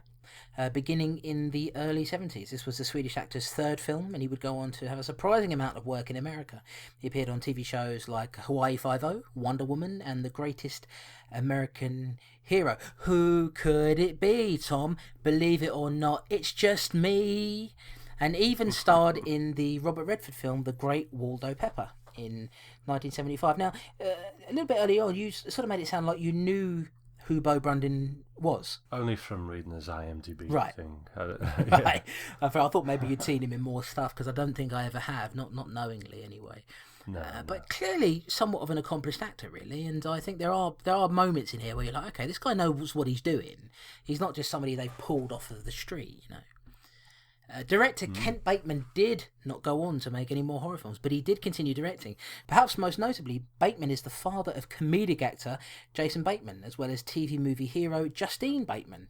He directed his daughter in an episode of Family Ties, which is a sitcom that made her quite popular, and made an even greater star out of Michael J. Fox. Did you ever see any episodes of Family Ties, Tom? Never. I don't think it was really that big over here, was it? Yeah, I mean, I remember it, but I can't remember what channel it was on. But I remember seeing a lot of episodes of it, and always... Yeah, and I always remember that family and that. I mean, I watched a lot of sitcoms when I was growing up. I used to watch. I was addicted to Roseanne, for example. Do you think they put her on during the daytime with things like the Hogan family, that kind of thing? You probably don't know what I'm talking about. The Hogan family. Let's not get into this right now. Okay. But I just can't ever remember seeing Family Ties on British television. I mean, I'm thinking more of sort of Full House and stuff like that. I don't remember that either. You don't remember Full House? No. Bloody hell, Tom. With Dave Couliard, the man that... Do you remember that Alanis Morissette song when she's talking about... What was it? You Ought to Know. Do you remember that song? Where she's talking about giving, blowing a guy in the cinema? Was that him? Yeah, that was that old Dave Couliard. Silly old Dave Couliard with his face. Silly man. No, I don't remember that. I remember, the Hogan family. I remember... Mm-hmm. I'm talking about the lower tier ones. We're not talking Cheers or that kind of thing. You're not talking about Paul Hogan, Crocodile Dundee. Or, Who's the Boss? Oh, I don't know. Yeah. Anyway, what are we talking about here? Start talking about 70s sitcoms. I think Family Ties was in the 80s, actually. But, so anyway... That's that. Interestingly, Kent Bateman actually left a comment on the IMDb reviews for this film to help clear up an incorrect crediting issue. Now, in here, I'm going to quote what he said. I don't know for sure if this is Kent Bateman, but it probably is. He writes, "Whoa, this low-budget experiment in horror was directed by me, Kent Bateman, and with few funds, we did the best we could. Obviously, it wasn't fitted with enough blood and gore for the distributor, so the producer, Ron Sullivan, added some scenes. I only wish to make a comment on the assertion of a reviewer who erroneously referred to me, Kent Bateman, as a.k.a. Henry Picard, or Pachard. Mr. Ron Sullivan, the producer of the film, a.k.a. Henry Pachard, producer of over 300 porno films, took my director's cut and added footage I never wrote or directed. This is just to set the record straight. Kent Bateman is not Henry Pachard. Please refer to my own IMDb listing. If you go to Henry Pachard's IMDb listing, you will see that he doesn't even list Headless Eyes as one of his films." Now, I think this has since been corrected. I think this was left quite a while ago, somewhere around 2003-4 maybe. So he is now listed as the director of this film. So, or unless mind you, he does mention here that he's talking to a reviewer. So perhaps he's more correcting the reviewer than he was the information that was actually on the page itself. But yeah, an interesting thing then. So I guess based on what he said here, that some of the more sort of grisly gore scenes have been pulling, scooping the eyes out and everything was added by that producer and wasn't part of his producer's cut, which I think would have made the film more boring if they weren't there. The violence never really had much impact, did it? You never saw the actual meat of it. It was always sort of the aftermath, the bloody knife or whatever. It's interesting that he left that comment. Maybe he'll actually listen to this show. So Kent, if you're out there, send us a bit of feedback. And just remember that I liked it more than Chris. Absolutely. And I wouldn't suggest adding Chris Ward to your friends on Twitter because you're probably going to get an earful. So that's Headless Eyes for you. Now, the film is surprisingly easy to find on a DVD released by Full Moon as part of their Grindhouse collection. This DVD can be sourced over at Amazon in the UK for £6 and appears to be region-free. The same release is available in America. I had absolutely no trouble finding copies of this wherever I looked, really. So if you want it, it's there. The picture quality on this DVD is quite bad. It's obviously been sourced from a VHS copy, so bear that in mind. I mean, the copy of this that we watched, it didn't look good, and I don't think it's ever going to get a remaster. An interesting one, Tom. Divisive Indeed. But I think before we go on to the feedback section, we need to throw out a couple of thank yous to some people who actually helped us get these two movies. I don't want to do that, Tom. I don't like people. Well, I do, okay. so I'm going to do it anyway. Okay. Our friend Chris Brown. We haven't heard from him in so long. He actually helped us get Blue Eyes of the Broken Doll, didn't he? Because I think that one was quite hard to get hold of. And our friend Smodge sent us a copy of Headless Eyes, which wasn't hard to get hold of, but we just didn't want to buy it. So thanks, guys. We appreciate it, and really thanks for helping out the show. Yeah, I have to give extra thanks to Swatch, because not only did he give us a film for free, he paid me money because I sold him one of my Blu-rays.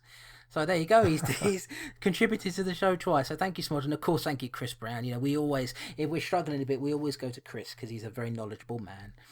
And so thank you very much, guys, for helping us source these films.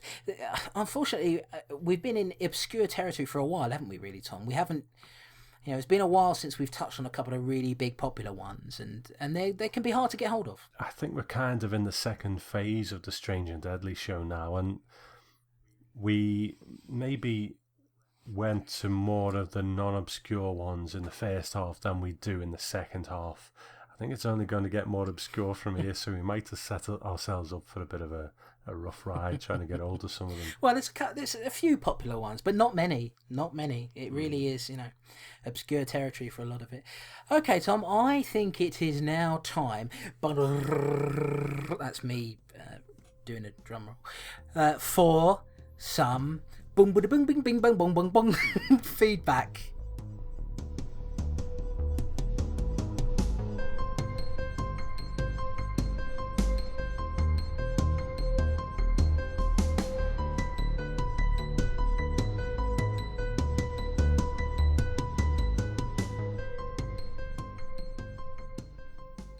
Alright, so before we sort of get into the feedback proper, I received a Twitter DM from one of our listeners, John Cottage, who's at, on Twitter, it's Captain Spaulding, it's CPT Spaulding 79. He listens to our show, is a big fan of it. He asked if we could give a little mention to Richard Gladman, who sadly passed away recently. Now, I have to confess that I think I may have heard the name once or twice. I didn't really know very much about him. Here's the message that John left me. He said, Chum, could I ask you and Tom to give a mention of the passing of Richard Gladman on your next show? Richard was the mastermind behind the Classic Horror campaign and Space Monsters magazines. Regrettably, he passed away earlier today. This message was sent on the 6th of February. It would mean a lot if fellow good chaps like yourselves gave him a mention when the show returns, hoping both Tom and yourself are well. Now, there was also a piece written about him on the Behind the Couch blog by James Gracie. I'm quoting that post here just to give an overview of Gladman's life and career. Full credit goes to them for what I'm going to read. I didn't write any of it. I just copied that because I thought it was an interesting overview of his life for people like myself who didn't really know that much, and for maybe for people who do. He says here, the horror community has suffered a sad and sudden loss with the death of Richard Gladman, founder of the Classic Horror campaign and editor, publisher of Space Monsters. Richard was battling cancer and undergoing treatment when he passed away in hospital at the weekend. Cancer is a very prevalent thing in my life, as you all know. Perhaps best known to some by his online username Cyber Schizoid, Richard was, amongst many other things, a huge advocate of the UK horror scene. He founded the Classic Horror campaign, which sought to reintroduce vintage horror double bills to BBC Two, and Frighten Brighton, an annual horror film festival based in, you've guessed it, Brighton. A lifelong fan of horror and sci-fi cinema, Richard contributed to myriad print publications such as Shock Horror, Scream and Rue Morgue, as well as many online publications like Haunted and Spooky Isles, and he hosted various film screenings in London, Manchester and Brighton. While I never met Richard personally, we exchanged emails over the years, and I was always really inspired by his boundless passion and enthusiasm for horror, and by his tireless advocacy of the British horror scene. He was one of the first people I became friendly with online after I set up this blog, and he always seemed to be working on a project he cared deeply for. I think I'd always just assumed we'd meet one day, and I'm sorry that never happened. He was very highly thought of and will be sorely missed. And again, that was written by James Gracie over at the Behind the Couch blog on his memories of Richard Gladman. And I wanted to bring this up not only because it was a request from John, but also because we've lost a member of the horror community that never makes me feel good. Tom, you knew a little bit more about you knew a little bit more about Richard, didn't you?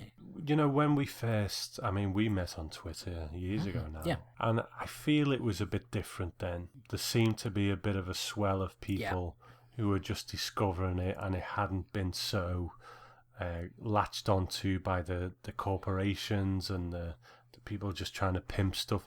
And we always pimped a bit of stuff. I mean, we do it. I'm not saying people shouldn't do it, and we did back then, but it was more of a conversation in those days. It was more like a chat room that you constructed yourself because you chose certain people to be on it. And I really remember him more from those days, when there was some really quite distinct characters, and it was when he was first launching the classic horror campaign, and that sort of thing. I don't think that campaign ever really reached its goal, but he reached many other goals, and to publish a magazine, a whole magazine, several issues of it, Space Monsters, what a huge achievement. So yeah, such a passionate guy, so very sad. And his Twitter feed is heartbreaking to read because his last few posts are, I'm in hospital, don't really know what's wrong, and then all of a sudden he's gone. So yeah, terribly sad. I don't know about you, Tom, but I always find it sort of quite eerie and sad when I look at the Twitter account of somebody who I know has passed on, and you look at sort of their last few tweets, and there's a feeling of emptiness that always comes over me when I just think, man, that is your last sort of moments recorded there, if you like. And a very strange thing. And yeah, like you say, I mean, a classic horror double bill of vintage horror movies being shown on BBC Two would probably make me actually turn on my TV for anything other than, Blu-rays or Netflix or whatever. I really don't do that. So it's a shame that was never really achieved, but at least he tried, and seemed like I said, I don't know that much about him, and I feel sad that I didn't.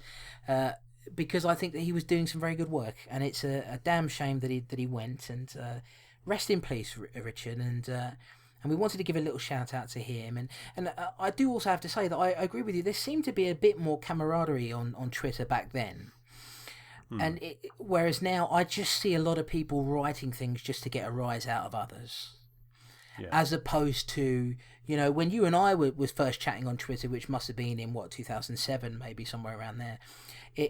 We would just sort of, and also with Rachel, of course, our friend Rachel, Hockety Pungus on Twitter, and we were just kind of throwing around jokes and talking about movies and things that we loved, and it felt like there was more togetherness and more of a community feel to it, whereas now Twitter's very much about adverts and trying to get adverts onto your feed, and there are people on there, celebrities who come in there and just say something really outrageous or things that are very hateful. A lot of hate speech on Twitter in general. And ever since the term SJW became a thing, now all of a sudden you can't defend somebody who happens to be female because then you're labelled a SJW, blah blah blah blah. And it just is. It seems like a lot of that has been toxic elements of the internet have kind of polluted it, haven't they? And yeah. So I didn't mean to take that off onto a rant there, but just sort of no, you're absolutely just reminded me really, mate, of that sort of time when we first met. But anyway, again, rest in peace, Richard, and thank you, John, for making me aware of that. And it was good to read about the man, and yeah, thank you very much. Absolutely. Let's move on to something a bit more positive. We had some nice words from a friend of the show, a new friend of the show. I think she's listened to probably all of our episodes, but it's the first time we've really interacted with her. She wrote on her blog. She's on Twitter as Kiki Wright, Kiki Wrights. And she wrote a really nice review about us on her blog, didn't she? And she wrote about Made for TV Mayhem as well, which is, I really feel, kind of a sister show to us at this point. Mm-hmm. It's such a nice surprise to find out someone's actually written a blog post about us on their blog. Yeah, and she found out about us from Amanda from Made for TV Mayhem, who's become a friend, of us and of the show, really, and is always very positive about the stuff we do. And has, her husband's a big horror geek like us, and she is as well, and even obviously a bigger TV movie nerd, as it were, and there's nothing wrong with that. And Kristen managed to find out about us through that, and seems to have really enjoyed our show, and it's a fantastic little blog. I'm not going to read it here because I think you guys should pop along to the blog and check it out, and give us some views and read the review there. And you can also contribute to her Patreon, where she's sort of trying to get a bit of a career going on there. And I think Patreon can be a wonderful thing if the content's good, and so maybe help her out a bit on that. But yeah, it was lovely to read that. Her website is Kiki. It's KIKI writesabout.com. That's KikiWritesAbout.com. And you can also find her on Twitter at Kiki Writes, as Tom said. Yeah, go check it out, because it's under a post entitled "Do You Like Podcasts?" and she talks about Made for TV Mayhem, us, and Spotlight social marketing gone bad. And it's a really nice little blurb about us, and I'm glad that we're making you happy, Kristen, because that's what we aim to do, really, at the end of the day. It's difficult sometimes to do that because it's an opinion-based podcast. Not everybody's going to agree with what you have to say, but if you can get if you're getting entertainment from it, that's all that matters, and we're going to do our best to carry on in that way. Chris, we've had a bit of audio from an old friend of the show who we haven't heard from in a while. I wonder who it could be. We thought he might be chained to a radiator somewhere, but it turns out he's not. Unless he is, and there's a computer near to the radiator, and he's used that to record some feedback. But who do you think it is, Chris? I think it is Benjamin Netanyahu. Yes, no. It's actually our old friend Chris Brown. Yay! He's back. And as it turns out, Tom, he hasn't been chained to the radiator. He has been bloody busy. And he even, I tell you what, he's been stealing our bloody thunder, hasn't he, Tom? He's even been on BBC News. The man's been on BBC News. He was on the BBC News website, which I found out independently because, of course, he had this big marathon of Groundhog Day. The classic Bill Murray movie, where they showed the movie over a 24-hour period over and over again, and he was there for the whole thing. And he did an interview with the BBC. And about it, yeah. And it appeared on the BBC News website. And I was reading it, I was like, and they were talking about Chris Brown there, and had a quote from him. I was like, I know, I taught him everything he knows. They're not interviewing me, Tom. They're interviewing old Chris Brown. But no, he did a fantastic job with that. He's also contributed to the show because I sold him 2 Blu-rays recently. So, I'm doing a good job with that, really. Selling stuff to the listeners. Please inquire. But yeah. So let's hear from Chris Brown. We've been waiting for you, Chris. It's been a long time. What have you got to say? Hi chaps, Christopher Brown here. I don't think you could pick 2 films stylistically more different, even if they are kind of similar in terms of their content matter, at least in the terms of removing of eyes. Blue Eyes of the Broken Doll for me is fairly standard giallo, notable because it's not from Italy, it's Spanish. And obviously you get to see Paul Naschy not dressed as a werewolf, or indeed in any kind of ridiculous garb, just as a kind of... he doesn't do much, really, to be fair. I think you'd normally assume that he'd be like there to solve the case, or, be the killer, or anything like that, but his job appears to be more just of a red herring, in fairness. I think for me... It's fairly middling as a giallo. It's not quite sleazy enough to paper over the cracks. That it's not quite as imaginative as some of the stuff that that you might get. Although to be fair, it does seem quite harsh to say it's not a Mario Bava, so it's not worth getting involved with. It is competently made. I think one of the things is particularly Arrow Films recently are releasing some really great giallos. I know 5 Girls on an August Moon is getting released next month, so there is some great stuff at the moment. So I do think it kind of struggles with comparison. The Headless Eyes, probably better known for its cover art than possibly its quality as a film. It's wonderfully sleazy feeling for me. It's got a real grindhouse grime to it. It's very cheaply made.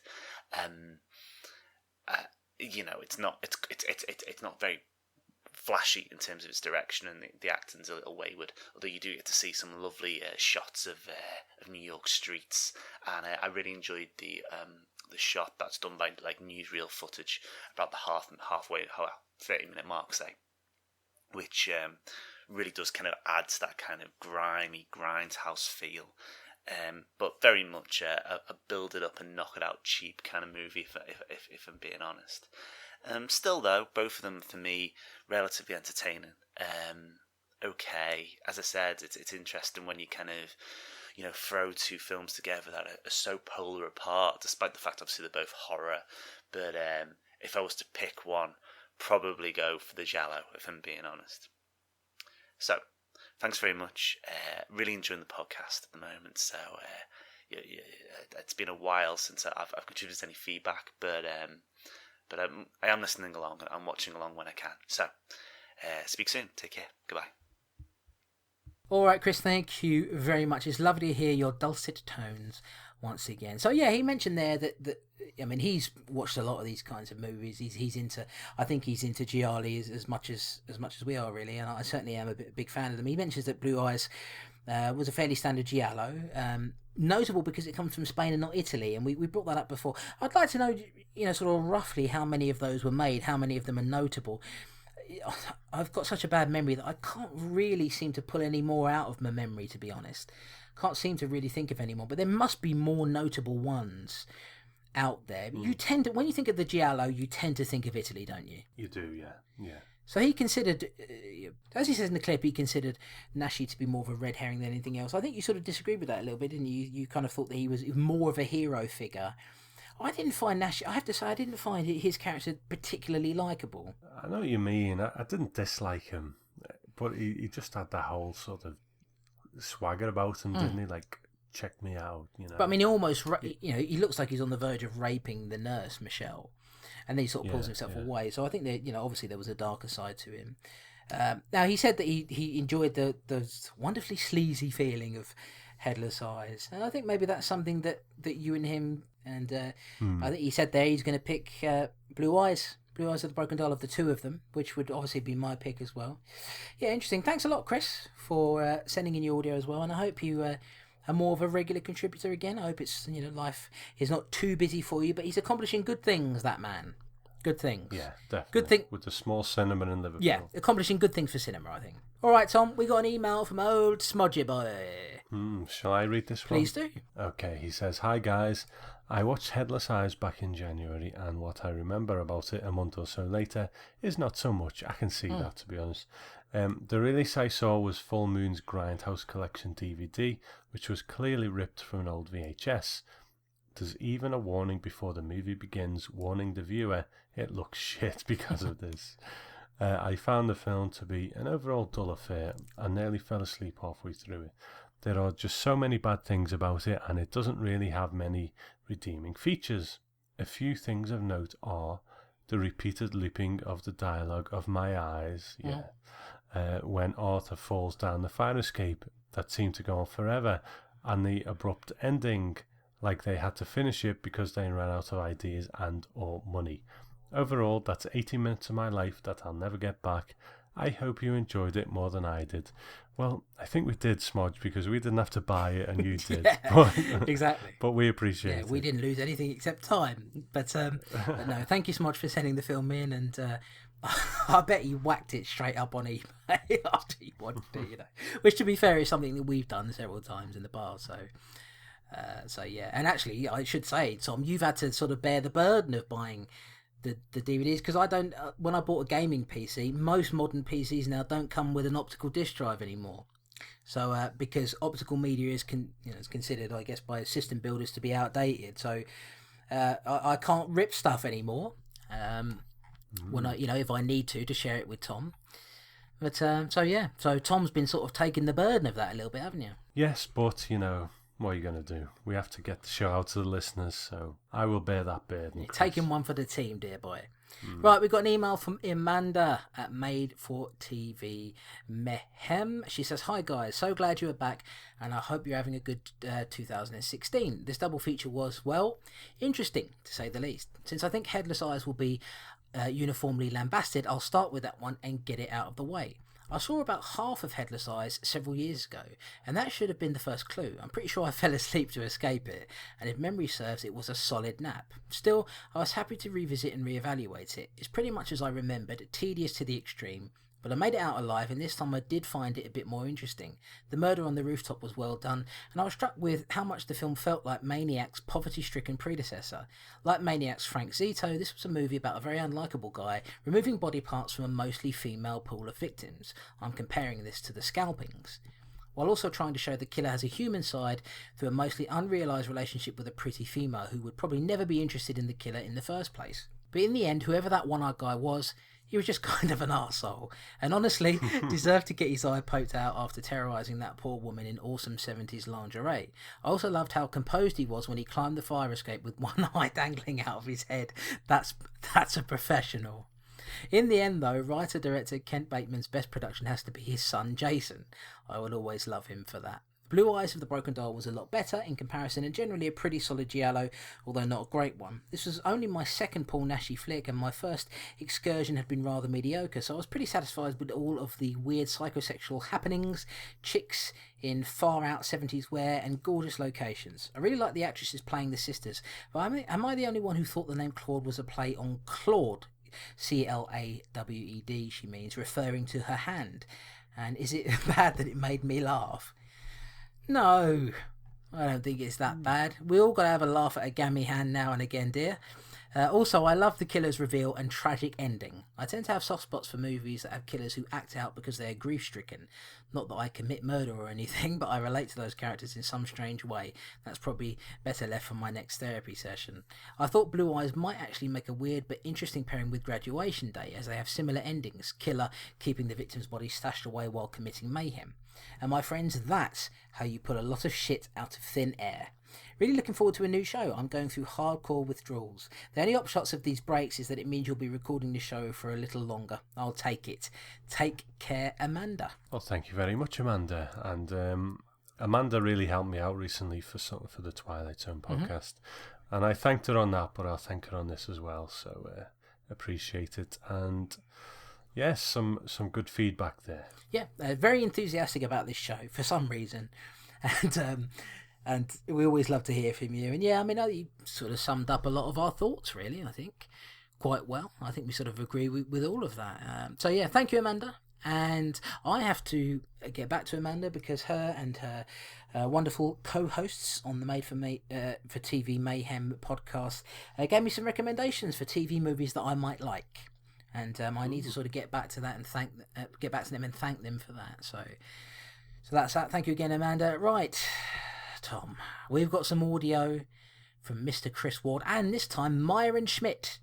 Good old Myron. I like Myron. Got some good banter with him now and again on Twitter. He's a good boy, and Chris Ward is all right. So here's some audio from Chris Ward and Myron Schmidt over at the Ancient Slumber podcast. Hello, Mr. Chris. Hello, Mr. Tom. This is your friends over at Ancient Slumber.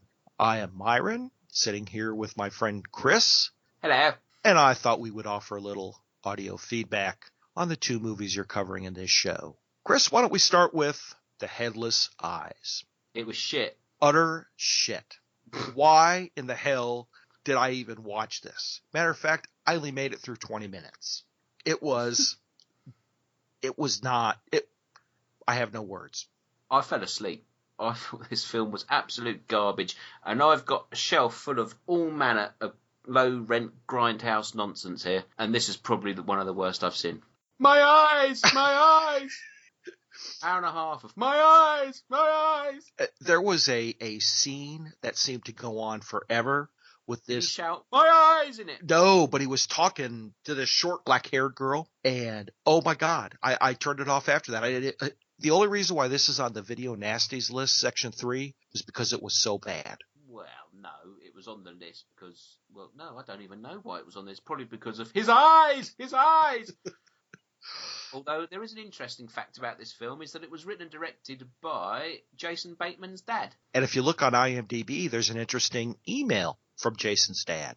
Saying, why did I do this piece of shit? Let's not do it again. No, Oh. No, it wasn't that. It wasn't like that. It was a miscredit. They credited something to somebody who had no involvement in the film. Yeah, I'd be offended if someone said that I was involved in it. Because it was shit! Right, yeah. On to the next one. The Blue Eyes of the Broken Doll. Now this one, Chris, go ahead.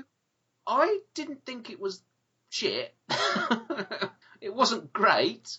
I could have done without the pig killing scene. Obviously, any animal death in a film for entertainment purposes is wrong and shouldn't be allowed, but I'll tolerate it for the likes of Cannibal Holocaust and things like that. But no, that was quite painful to watch in this, hearing that pig squealing while they cut open. I watched this on the same day that I watched The Mutilator, And it made me squirm more than the gaff hook scene.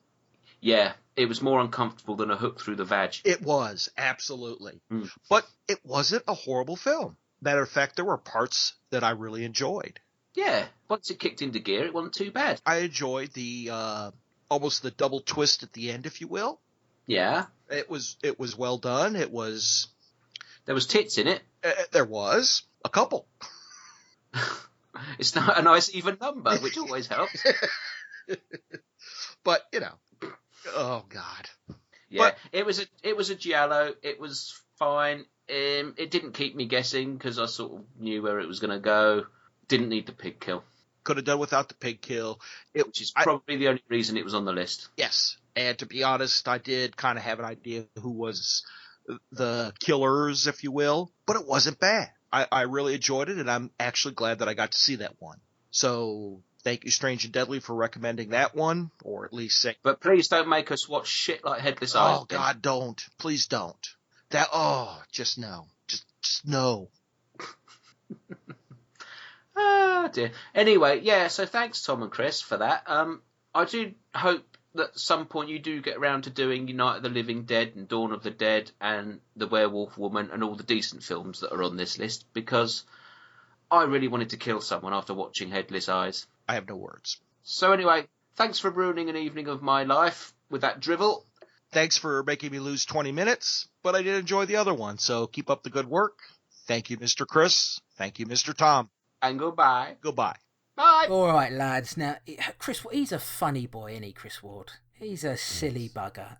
Well, look, we told you this earlier, so I guess we kind of spotted it, but he absolutely hated Headless Eyes, didn't he? He thought it was absolute shit. Each to their own. I can't get on board that much.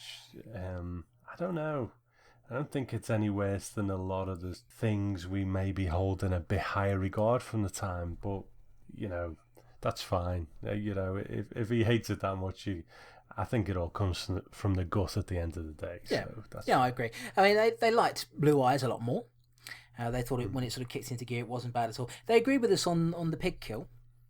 And, that really is the sort of standout moment for all the wrong reasons, I think. He did say at the end, he asks us not to make them watch shit like Headless Eyes again. Listen, buddy, all right? We don't have any say over this. All right, you're the one who's invested. You deal with it. It's quite interesting, actually, that Chris says that, because he sort of said that he's got a lot of crap. You know, he owns a lot of crap, a lot of bad movies, but this is one of the worst ones, which is, yeah, like I say, quite interesting, because I don't think this is nearly as bad as some of the stuff we've covered previously. He probably is right that there's a lot of better stuff to come, and we're stuck in the dregs of it at the moment, but, you know.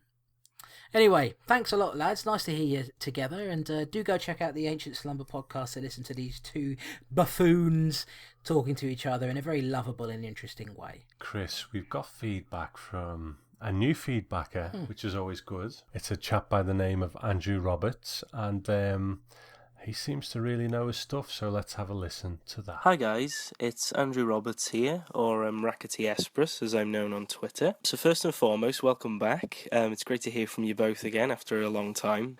So anyway, this week I managed to watch both of the movies, and we'll start with Blue Eyes of the Broken Doll. So first thing I noticed is the extremely jovial music. I mean, for a giallo, or amarillo, as it is Spanish, it's pretty damn cheery, and the tone's quite trippy and psychedelic, especially in Paul Nashi's flashbacks. The Three Sisters thing's quite typical, though, even if Yvette in the wheelchair is lifted from other similar titles, you know, like Bay of Blood or Bloody Moon. And I mean, the Nympho sister really doesn't give up, does she? And her "so strong" comment at Nashi's sweaty torso didn't half make me giggle. One thing I've noticed is that Nashi doesn't half write himself into really exploitative roles where he gets to show his body off, but then again, I'm not complaining. The nurse is screaming a red herring, so we can definitely discount her as being the killer. And I noticed that our first victim has this logic of, I'll just sing all the way home and then I won't be afraid. And then all of a sudden, I'm kind of shocked out of it by the real pig being slaughtered. I mean, it's pretty jarring, and no doubt that's the main reason why this is on the Section 3 list in the first place. I mean, the eyeballs, they look pretty fake, but the kills are suitably visceral, even, you know, the death by rake scene. Considering that Paul Nashi seems to love Claude, it doesn't stop him mashing her in the face when he's on the run from the police chief. who, by the way, is like the judge, jury, and executor. He can take a lot of bullet wounds as well before succumbing finally to dying. The killer eventually, at the very end of the film, is revealed to be Yvette, even though just moments before she sounded like a man when she was stabbed by the nurse. I mean, it's all academic anyway, because there's a double twist. The doctors hypnotised her into doing the killing because they both have something to do with blue-eyed blondies. It's utterly silly, and it's a bit like Happy Birthday to Me in terms of the ridiculous climax, but I did enjoy it all the same, even if, by the end, Claude is hugging the police chief who's just killed Jill for no reason. Anyway, on to our next entry, which is Headless Eyes. So, right from the get-go, the picture's really grimy, really grungy, and we see this guy getting his eye gouged out for trying to steal $65. And his scream is just hilariously the same clip looped over and over. Anyway, an undetermined amount of time later, and he's obsessed with eyeballs, freezing them in cubes of ice and being tormented by eye mobiles and monstrous belching noises. Apart from that, the first couple definitely deserve to die. I mean, who lets a complete stranger into your house for a drink? Our hero's ex then visits him, only to provoke this sort of manic soliloquy in which sort of suggests he's schizophrenic, but I mean, at this point, I don't even care. Did anyone notice that guy looks like Jeff Goldblum in the news anchor scene? I mean, the old woman who's constantly saying, "I know who did it," is probably the creepiest thing in the movie so far. Anyway,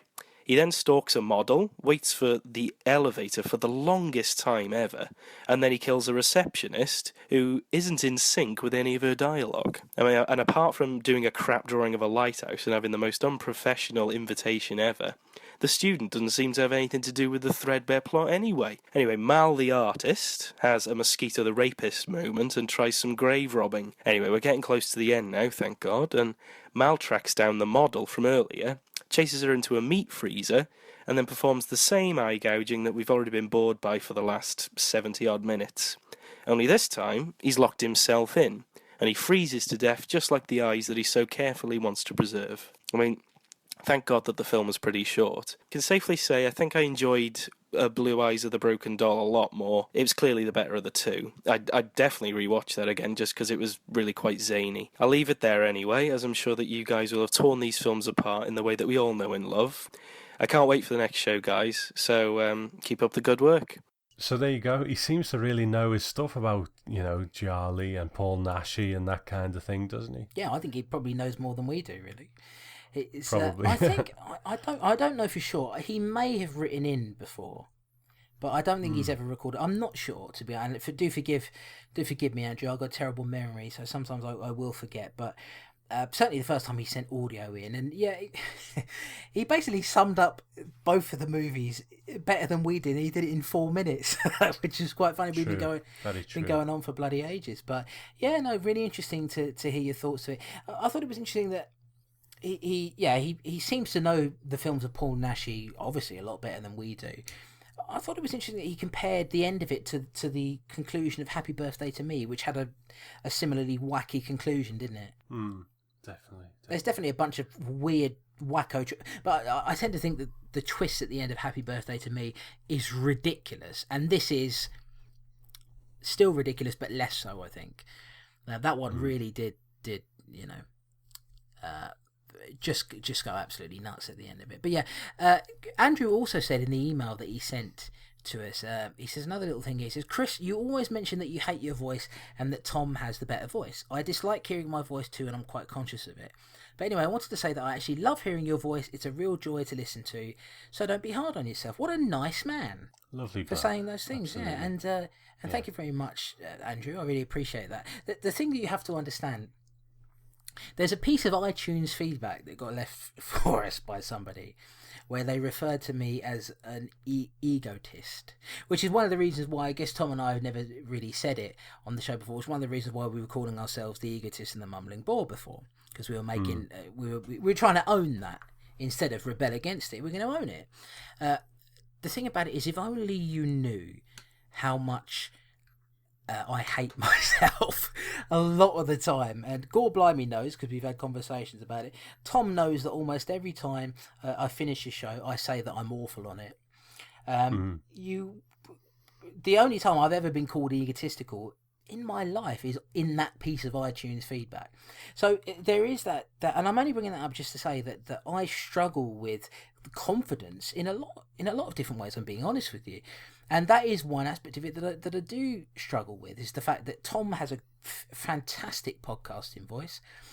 And you listen to the Twilight Zone podcast, for example, and it's a very different kind of show to this one. It doesn't have me on it, for one. But Tom, I don't care what anybody says. Tom's voice is better than mine by a million miles, and it always will be. Hold on a minute. All right, this is just going to turn into a fucking let's suck each other off session. But I would say you have got by far the better radio voice. If someone was going to give us a radio show, one of us a radio show, it's going to be you. I say you know too much, I fucking mumble myself. You know what I mean? So I've got, it's deep and it's rich like a velvet glove, but you jammy git. But I think you've got the better radio voice. But that prick who left the iTunes review, he was only some racist tosspot from Twitter who done it in retaliation. So who gives a fuck about him?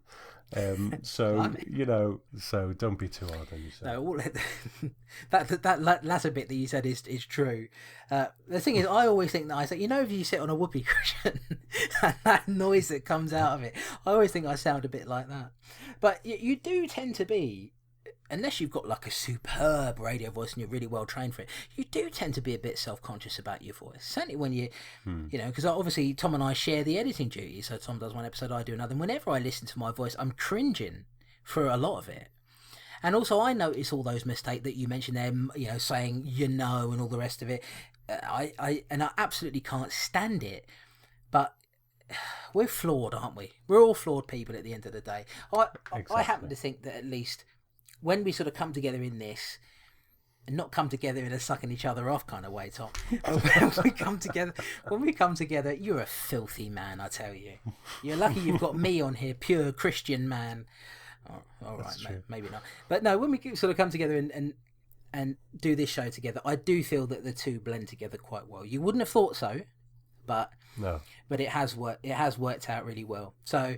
But thank you, Andrew, for saying that. And I'm always working on it, and Tom's always working on it. We always aim to be better at the end of the day. And but it is lovely to. Nobody likes to hear negativity, and I take great offence to being called egotistical, because I've lived my life not being egotistical. I think the way I've always put it this way, and I'm not asking anybody to go out and start trouble, but if that person who left the really bad negative feedback, if you spent an hour looking at their Twitter feed, and then you spent an hour looking at mine, I think that would tell you all you need to know about who's a decent person and who isn't. Definitely. Right, so let's move on from that. Thank you again, Andrew. And let's get our final piece of feedback. It's audio from our friend Gore Blimey. He's at Double Agent 73. What do you say, Gore Blimey, and not Gore Boy? Hi guys, Gore Blimey here. That's Gore Blimey, not Gore Boy. On Twitter as at Double Agent 73. Here are the notes I made about Headless Eyes. It all kicks off in dramatic style when a hard-up artist breaks into a woman's apartment to get money for his rent. And I was interested to see that, like me, she always keeps dessert cutlery by her bedside. After all, you never know when you might get surprised in the night by a roly-poly or a spotted dick. So when she lunges out at him with her spoon, it shocks him so much his eye falls out, and we get to hear, "My eye, ah," on a repeated loop over and over for the next several minutes. A couple of years after this incident, we find he's still an artist, creating arty things like hanging mobiles made of eyeballs, though, truth be known, they look more like Scotch eggs without enough sausage meat on. Everyone living in the vicinity seems to drink a lot and behave incredibly stupidly. We have the annoying couple who laugh at his studio window, which is a bit rich considering she's wearing a big top stripy circus tent. Plus, when a man you saw defrosting eyeballs in a shop window turns up late at night to your front door, what would you do? Well, you invite him in for drinks, apparently. There's also a prostitute whose reaction to a creepy man with bloodstains is to take him up to her room, a room with Wild West swing doors and a single bed, and apparently a lot of stairs, as it's turned from day to night by the time they get up them. Oh, and this psycho killer also gets his own stalker too. One who writes to him, turns up at his workplace, demands to be taught by him, and wants to be his friend. And he's supposed to be the mad one. I can kind of see what they were aiming for here. The disjointed editing, music, and the Shakespearean monologues to disembodied eyeballs, it's all there to demonstrate his madness. And I actually quite liked the lead actor's performances at these points. He was interesting to listen to, but the music is so jarring and annoying it just kept taking me out of the film. It ranged from cat-like screeches to flying saucer noises to what could have been somebody belching while tapping a cymbal. The camera work was certainly interesting at times and not bad, but the editing felt very clunky, and I really didn't like when the sound from one scene overlapped with the next, which more than once confused me. It has the sleazy, gritty look of a grindhouse film, which I liked, and with such a macabre premise, someone killing women and cutting their eyes out, it's quite a feat how they somehow managed to make it boring. Some of the scenes go on far too long, and there are others where nothing really happens. It's not even as gruesome as you'd imagine, with most of the gore amounted to some dribbling stage blood and a few ping-pong balls. The final chase in the meat processing place is the most suspenseful scene, but apart from that there's very little tension or shock value in the killings. And finally, the ending was surprisingly abrupt, but I did like the touch of him getting to sign his final work. Overall, I appreciate what the filmmakers were trying to do, but I don't think it really worked.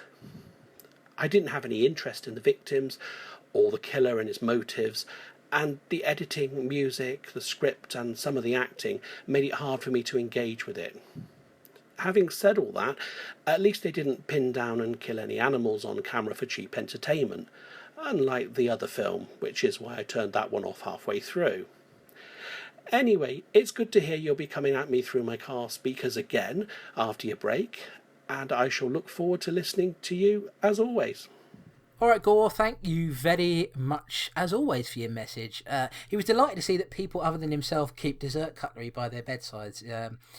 In typical Gore Blimey fashion, he says, you never know when you might crave a roly-poly or a spotted dick. So thank you very much, Gore Blimey, for your references, of course, as you always do, to British puddings. That the Americans don't hear about spotted dick that often, do they? Yeah, it's a strange phenomenon, really, isn't it? The old British puddings, spotted dick, roly-poly, blowjob pie. Right. It's a strange phenomenon. What's that one?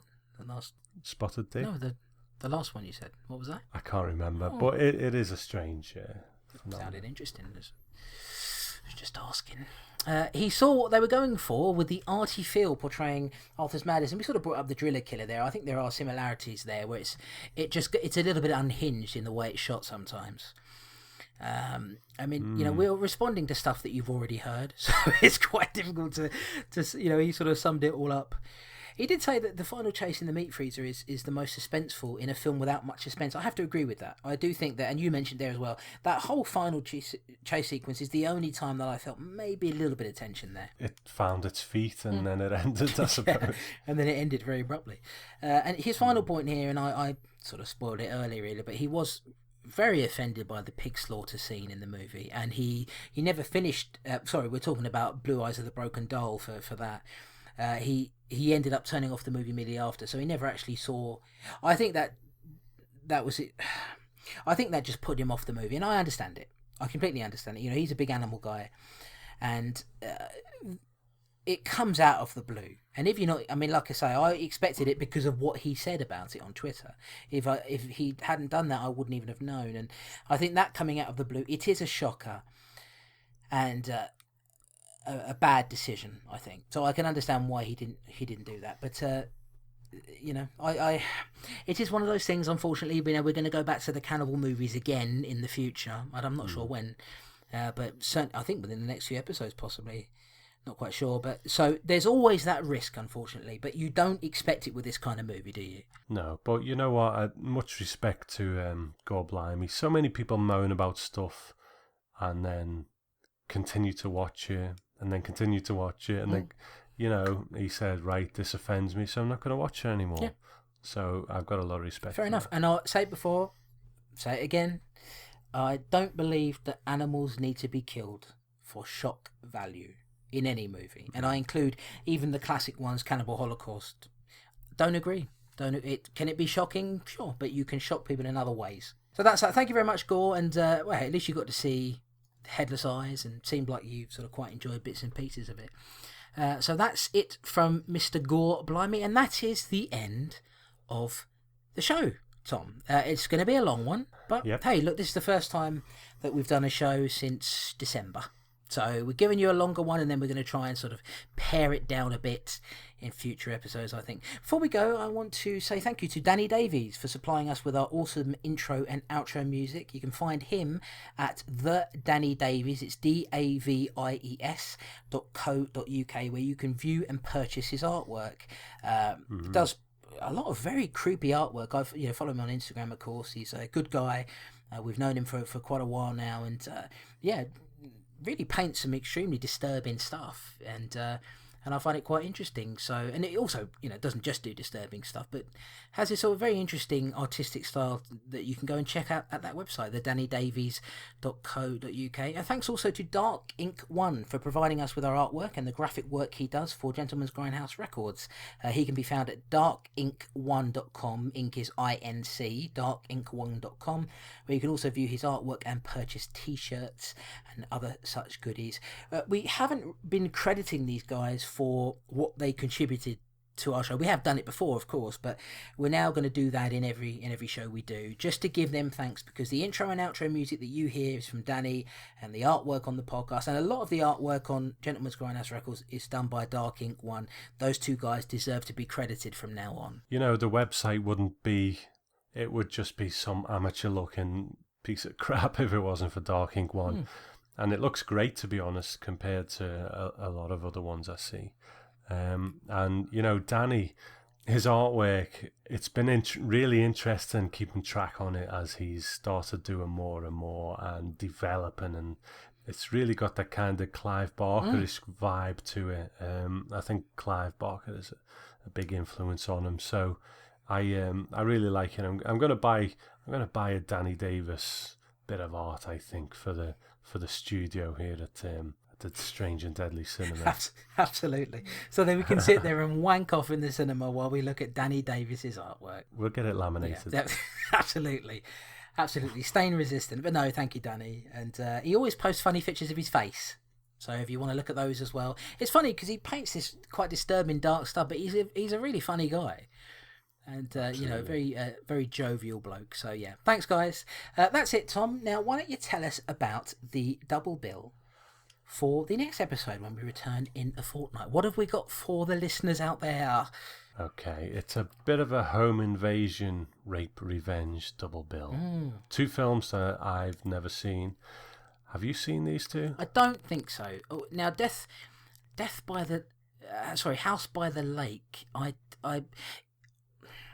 It's drawing up a memory of some kind, but it might be something else. I'm not sure. But yeah, what are these films, Tom? Well, the films are called Death Weekend, aka House by the Lake, and Demented. I've heard of Demented. I think that might ring a bell when I actually watch it, to be honest. Bell end. Sorry, Tom, carry on. So yeah, home invasion, rape, revenge type of films. So we'll see. It might be quite a grueling one next time. So we'll check them out. Indeed, we will. What an idiot I am. But thanks very much for listening, guys. Sorry we've been away for so long, but we're back now. I'm sure Tom regrets that deeply. But we're here now. Thank you for listening, and we'll be back with you in a fortnight with our home invasion / rape revenge theme, Death Weekend and Demented. Until then, I've been Chris Clayton. And I'm Tom Elliott. And we'll speak to you soon. Goodbye. Bye.